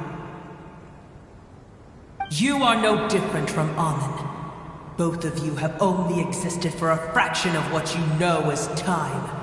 Yet you call yourselves lords of this land by leaning on the heavens' glow. You're better off paying attention to your path ahead, as you will fall where you've fallen before. I know that you hate both gods and humans, but you've grown too weak now. Can't you let go of your hatred, even for only a moment? Let go? For only a moment? Foolish Brewer, you will find no gratefulness from me, even if you heal me. You will only be reviving the dragon that will destroy Sumeru and the Seven Nations. You're ill, that's all. That I am. Time will bring death to all. It's unavoidable. Although I am gravely ill, my mind remains clear. I am different from the ancient dragons that came to terms with you. There's no need for this. There's no point in fighting. What we need is the truth. The truth. The shackles that the God of Wisdom cannot escape from. I have paid dearly for the truth, and you shall do the same soon enough. Hey, don't leave!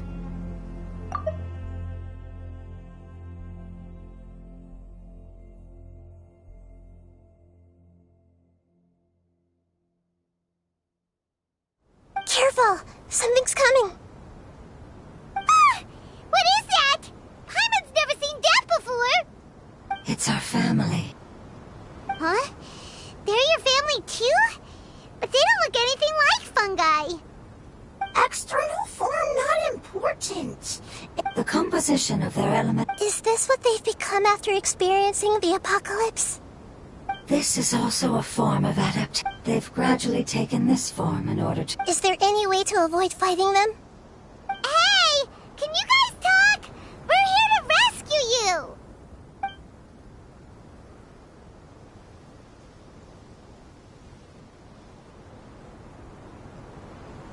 They've given it their all just to survive.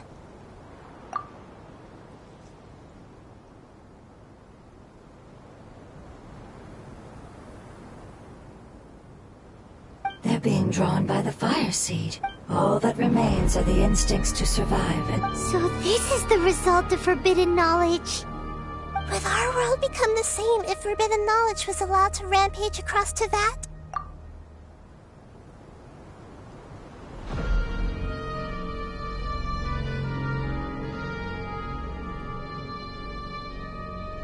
Like fish struggling on land, unable to find a single puddle of fresh water in the entire world. Yes, but please try to be gentle with them.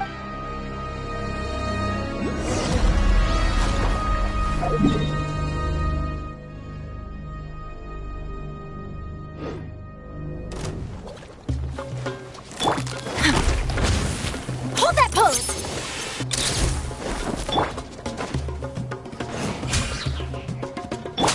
Let's fly! Bullseye! Locked on! Bullseye!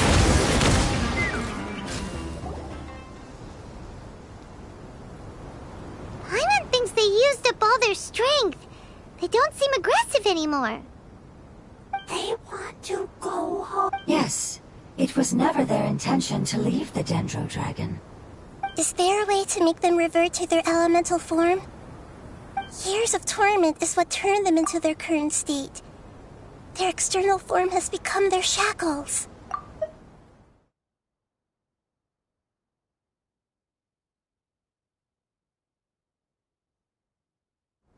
It seems only the fire seed or Epep's Heart of Oasis can save them. But it'll be risky if we use the fire seed again. Correct. We cannot use... Everyone goes home. Not... this is becoming quite the dilemma. Let me think for a second. It's fine. Let's use the power of the fire seed. I can't bear leaving them in the desert like this. Don't worry, the decision is on me. I'll take responsibility for whatever happens.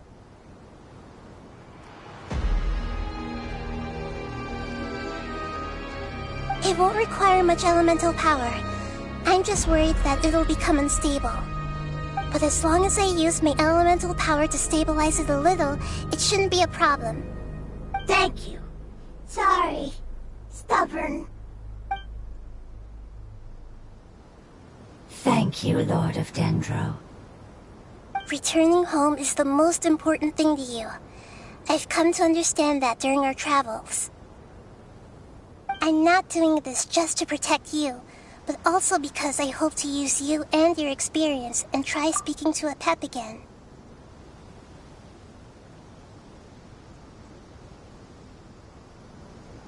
After all, that giant dendro dragon is also your family. Maybe it would listen. I will stand with you, Lord of Dendro. Yes! Thank you. Alright, here it goes. Family. We will all be able to go home soon.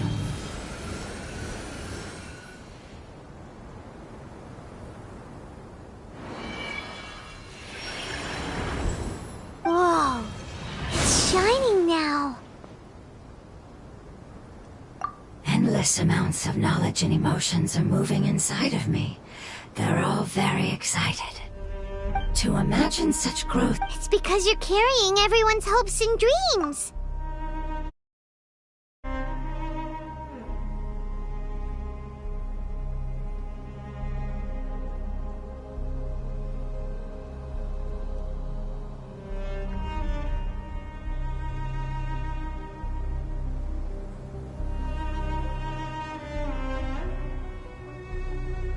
Yes, finally. This is the last part. Let's go.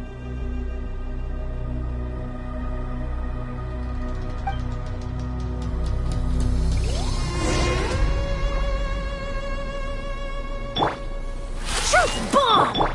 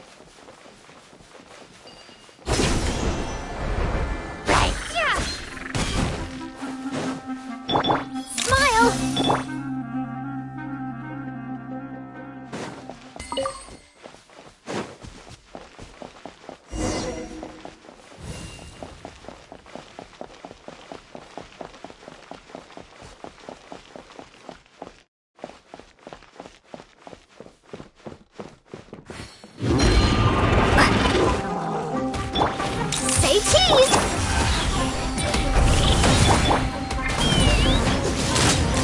Open fire! Bullseye!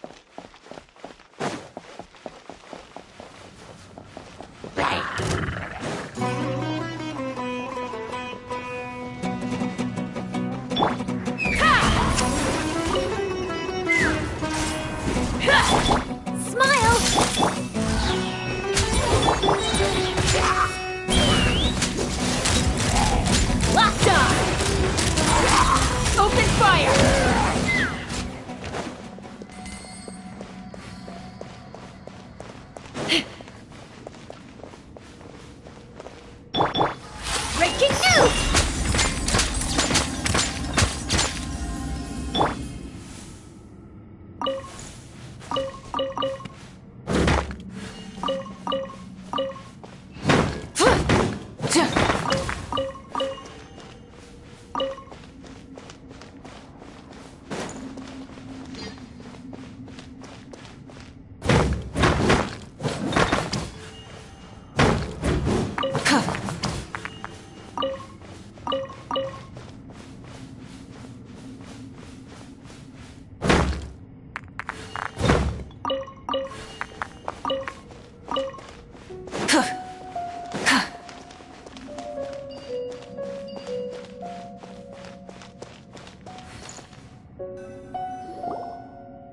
This cave is huge. Could this be where the Dendro Dragon lives?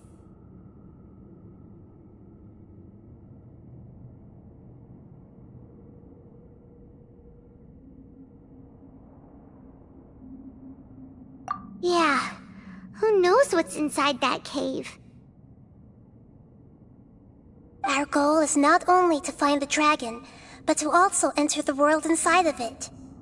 That will be impossible if we can't get it to cooperate with us. But how are we gonna do that? It doesn't seem to want to help at all. I'll see what I can do. Apep, I know we don't see eye to eye, and that we have a very different understanding of the world and its orders. However, we are both born of elemental power, and both suffered the torment of forbidden knowledge. We are not that different. And right now, we share a common enemy. We should not let our differences get in the way.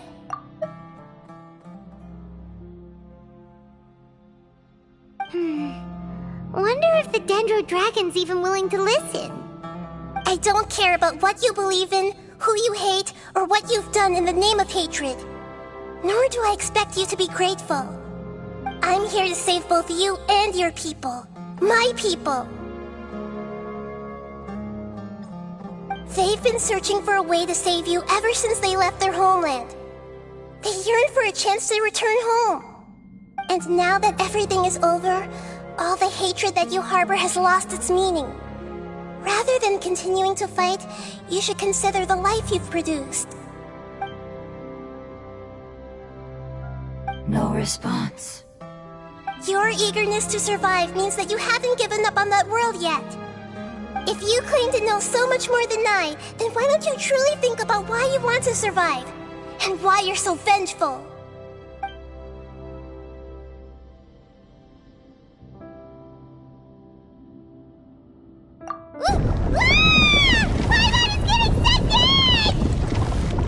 Please keep everyone safe.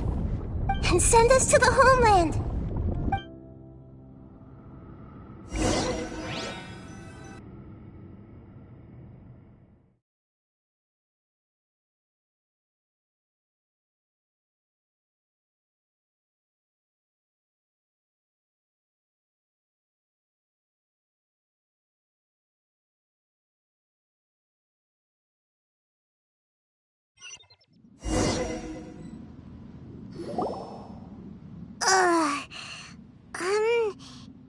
Nahida, where are we? Huh? And what about the Traveler? Where'd she go?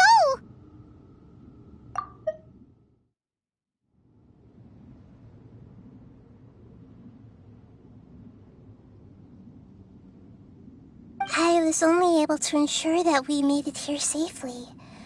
It's possible we arrived at different locations.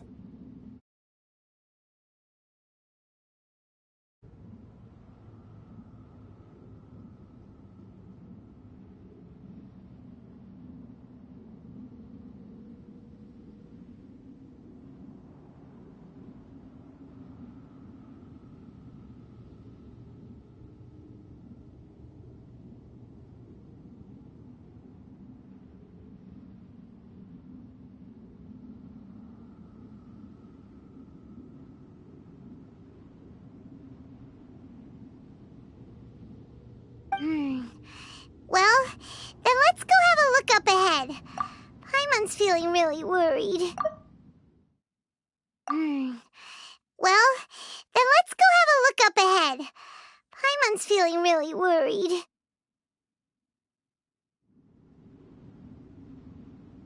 Yep, let's go. I wouldn't worry too much. The Traveler's no pushover.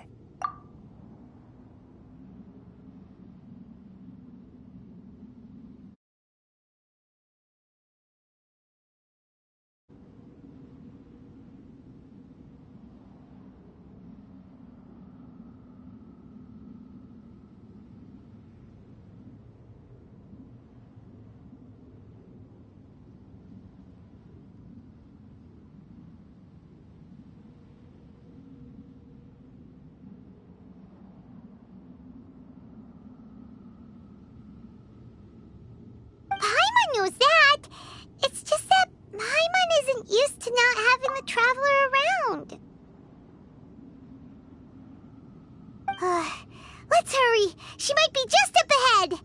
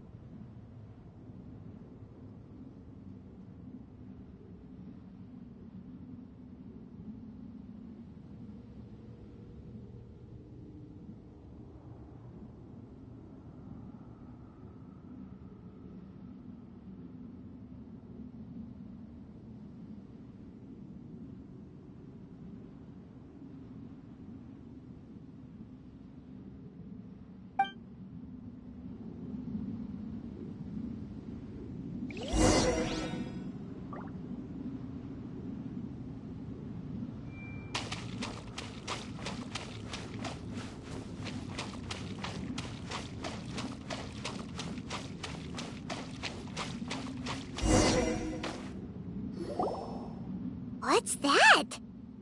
That should be the heart of Oasis. All we need to do is light it with the fire seed, and it'll restore a pep with elemental power. The damage it suffered internally will also slowly begin to heal. Then let's hurry and light it! We still need to find the Traveler!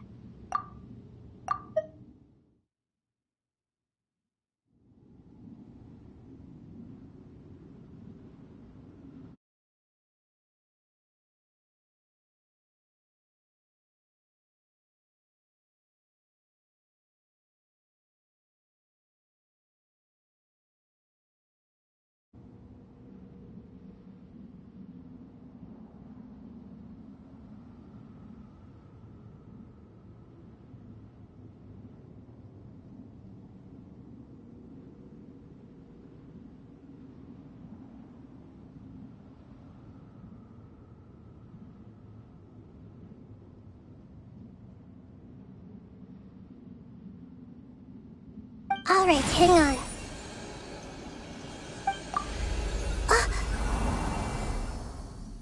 Wait! The fire seed! What happened? It shattered. It was even more unstable than I expected. But why? We barely used it!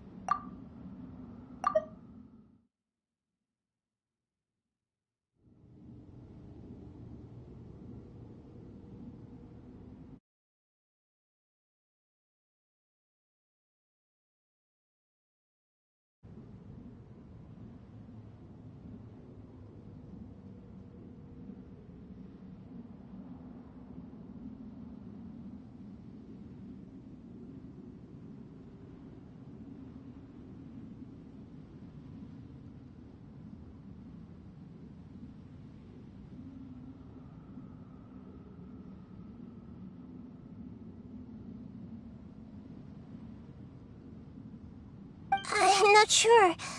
Perhaps the fire seed was only capable of protecting one person? But if I didn't use its power on everyone, there's no way of knowing where you could have been sucked into. And even if that's the case, there's no reason for it to simply shatter, unless... Unless what? Unless I was already in a weakened state when I created this fire seed. Which would be when we had first saved the desert. Oh no.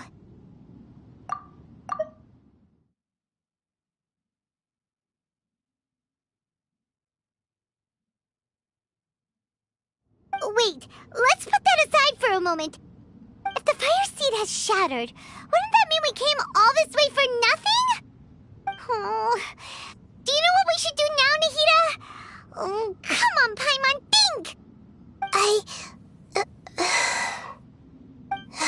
Don't worry, Paimon. This is my responsibility. The fire seed is technically just a ball of highly concentrated elemental power. Although my elemental power is slightly different than that of elemental life forms, I gained a better understanding of it when I turned into a fungus. So, all I have to do is imitate that power, while adding some of my own. And I'll be able to do what the fire seed was supposed to. You're gonna become the fire seed? Yes. It'll take a lot of power from me, but it still won't be anything compared to when I was in the desert.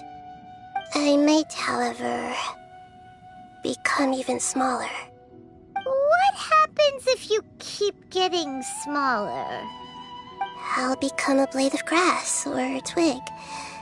Basically, I'll return to how I was first born. I will be able to unleash power beyond my limits if I can reverse the process of growth.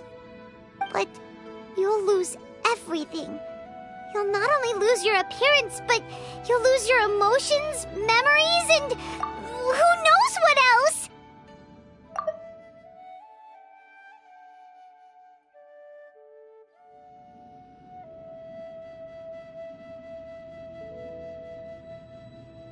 That's all right.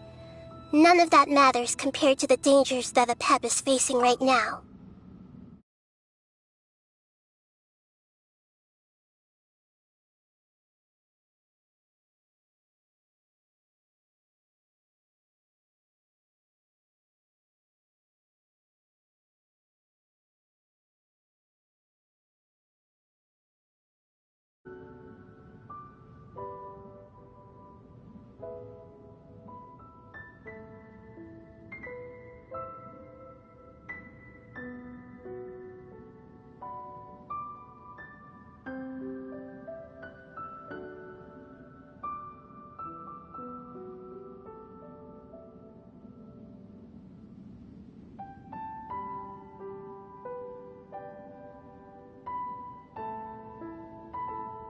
No, wait!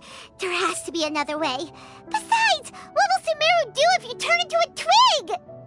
Maybe you and the Traveler can plant me in the soil of Sumeru once it is all over. I can still communicate with the world through the forest. It's just that you won't be able to see me for some time. You can't be serious. If the Traveler were here, she definitely wouldn't let you go through with it.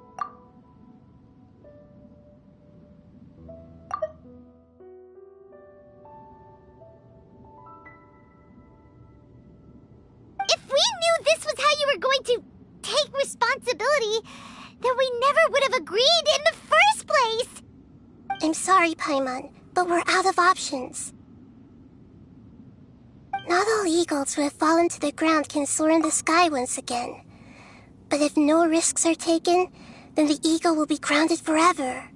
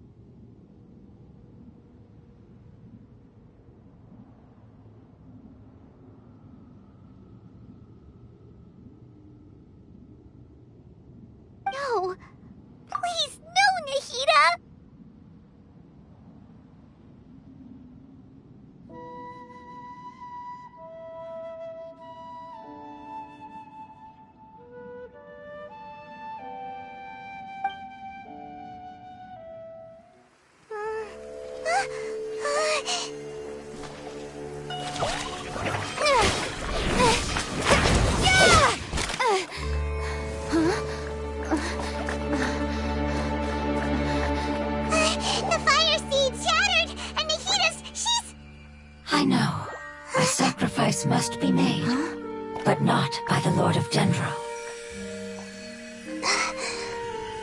We've all grown on this long journey. If the purpose of that growth was to return home, then our wishes have come true.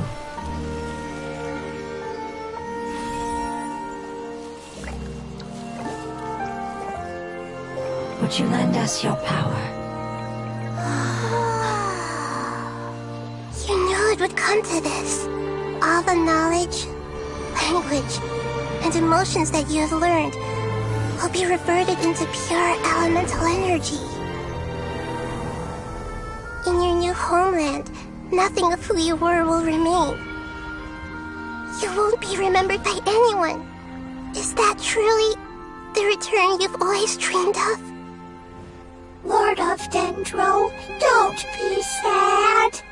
This is not your home. We go home.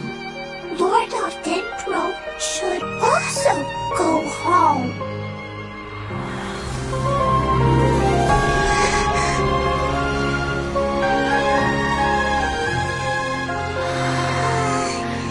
Hear us, please. Feel our heartfelt desires. Awaken!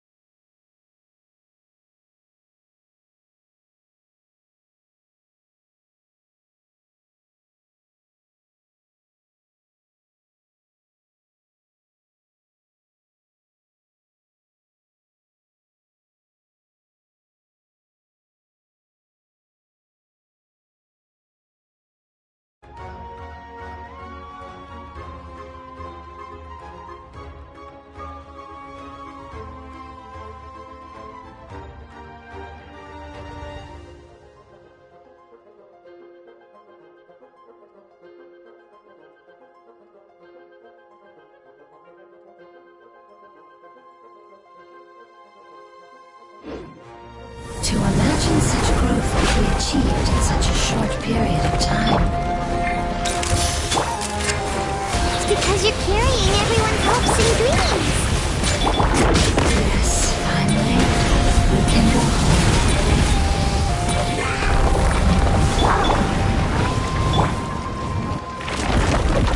Hey! Let's fly! Locked on! Locked on! Bullseye!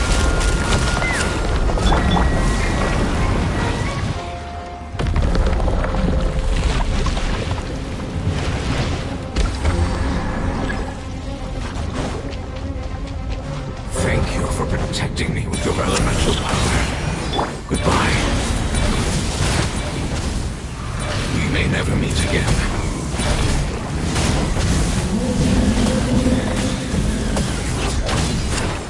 I will wait for her no matter how long it takes. This is the agreement we made.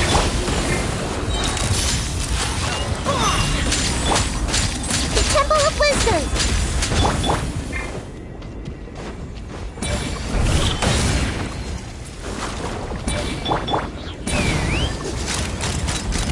Bullseye! Bullseye! Fire in the hole!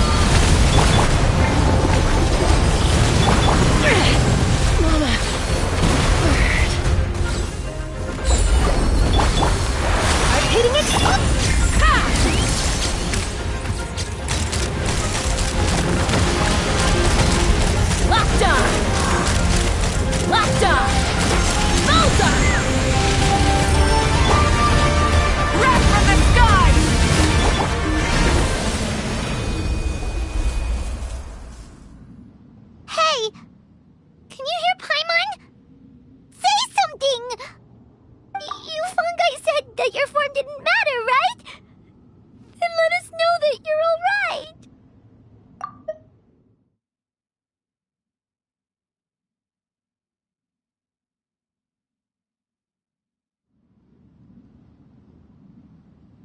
Their knowledge, memories, and emotions have been reverted to elemental power and released. They are no longer able to respond to you. The guardians that have accompanied me for countless eras have also transformed into my elemental power, just as they did.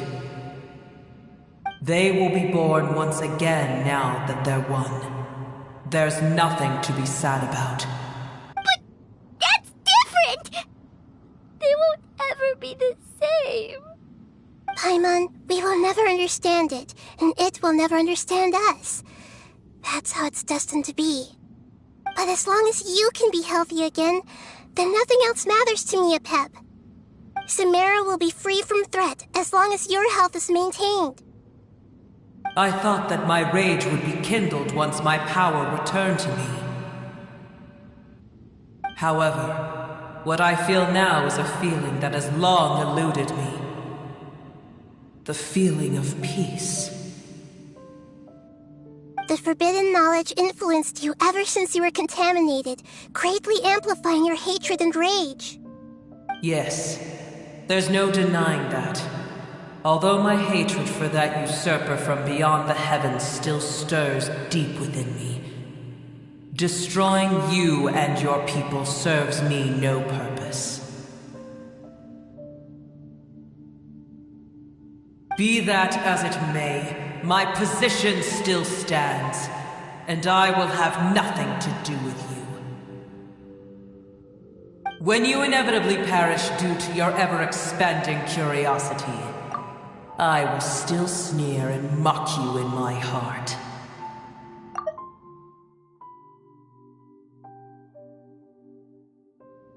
Yeesh! Who could put up with you? I respect your decision, and with time, I will prove to you that we will not repeat our mistakes. Before you begin resting, there is one last thing I would like to know. How did you become affected by forbidden knowledge? It's a long story. We all once believed in the distant past that only forbidden knowledge could give us enough power to defeat the heavenly principles. The Dragon King acquired the power of darkness from outside of this world, and led us in a fight against the order established by the outsiders.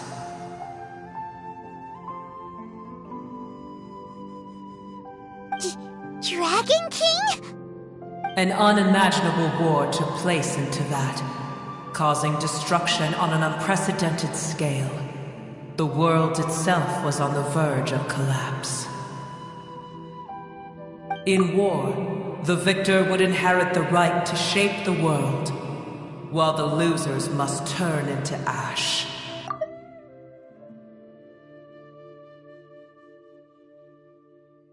But I didn't give up on searching for a way to turn the tides, even after the death of the Dragon King.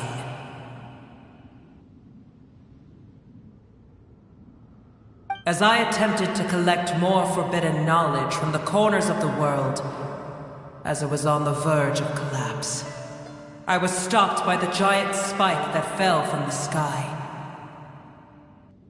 Sand dunes arose where there was only forest. But you still didn't give up, did you? Because of Amen Al-Ahmar. Yes. Al-Ahmar eventually obtained this power with the help. His ambitions continued to grow, and he planned to establish a powerful kingdom in my domain.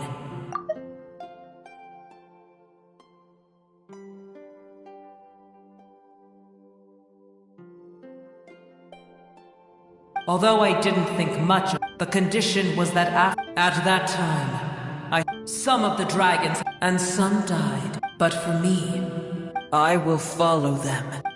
You really are insane. When Al-Ahmar's proud kingdom however, what I gained was I used up all my strength. But even then... So that's how the apocalypse started. I admit that I fell for Tiny Booer. And the rest of you. How far will a life so dear and precious to the heavenly principles be able to go? I wonder.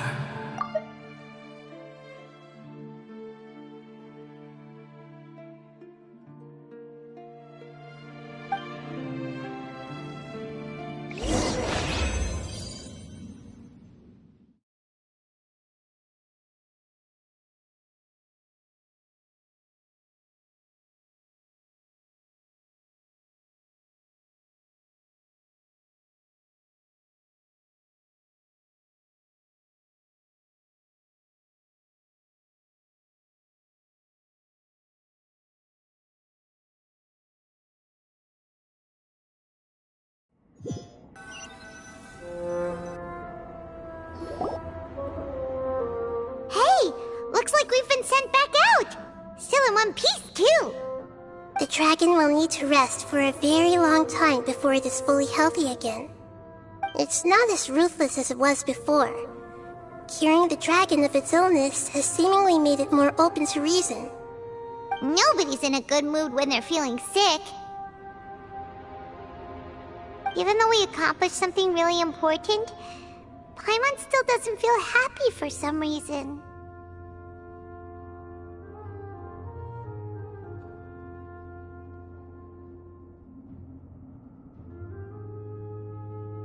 Indeed. Although they'll still have the chance to be born again, they've lost their memories of their journey and their feelings for their homeland. Each opportunity for growth is unique in its own way. Perhaps the immense power we released was the pouring out of all these irreplaceable emotions that had built up over time. Can you really call a place with no family your home? Family. Right! The hydrofungus left behind its family. Those two fungi might be waiting for it to return. Oh yeah! Let's hurry and go take a look! How are we going to explain all the complicated things that happened?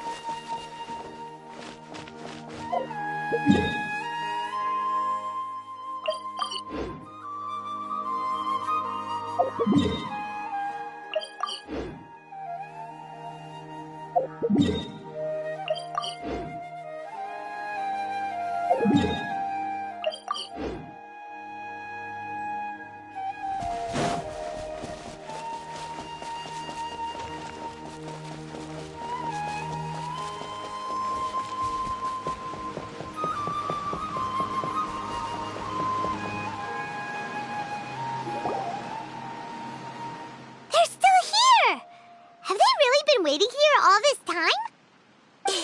We're back.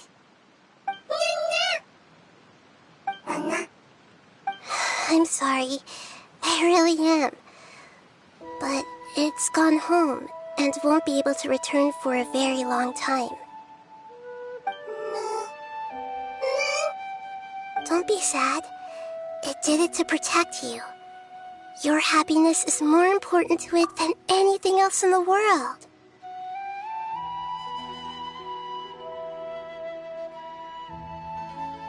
It said that Muir is its most important family member. That's your name, isn't it?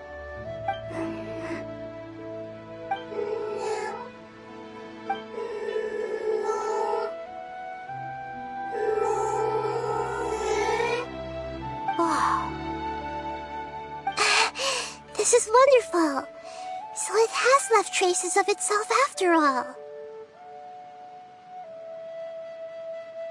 They will definitely meet again, someday.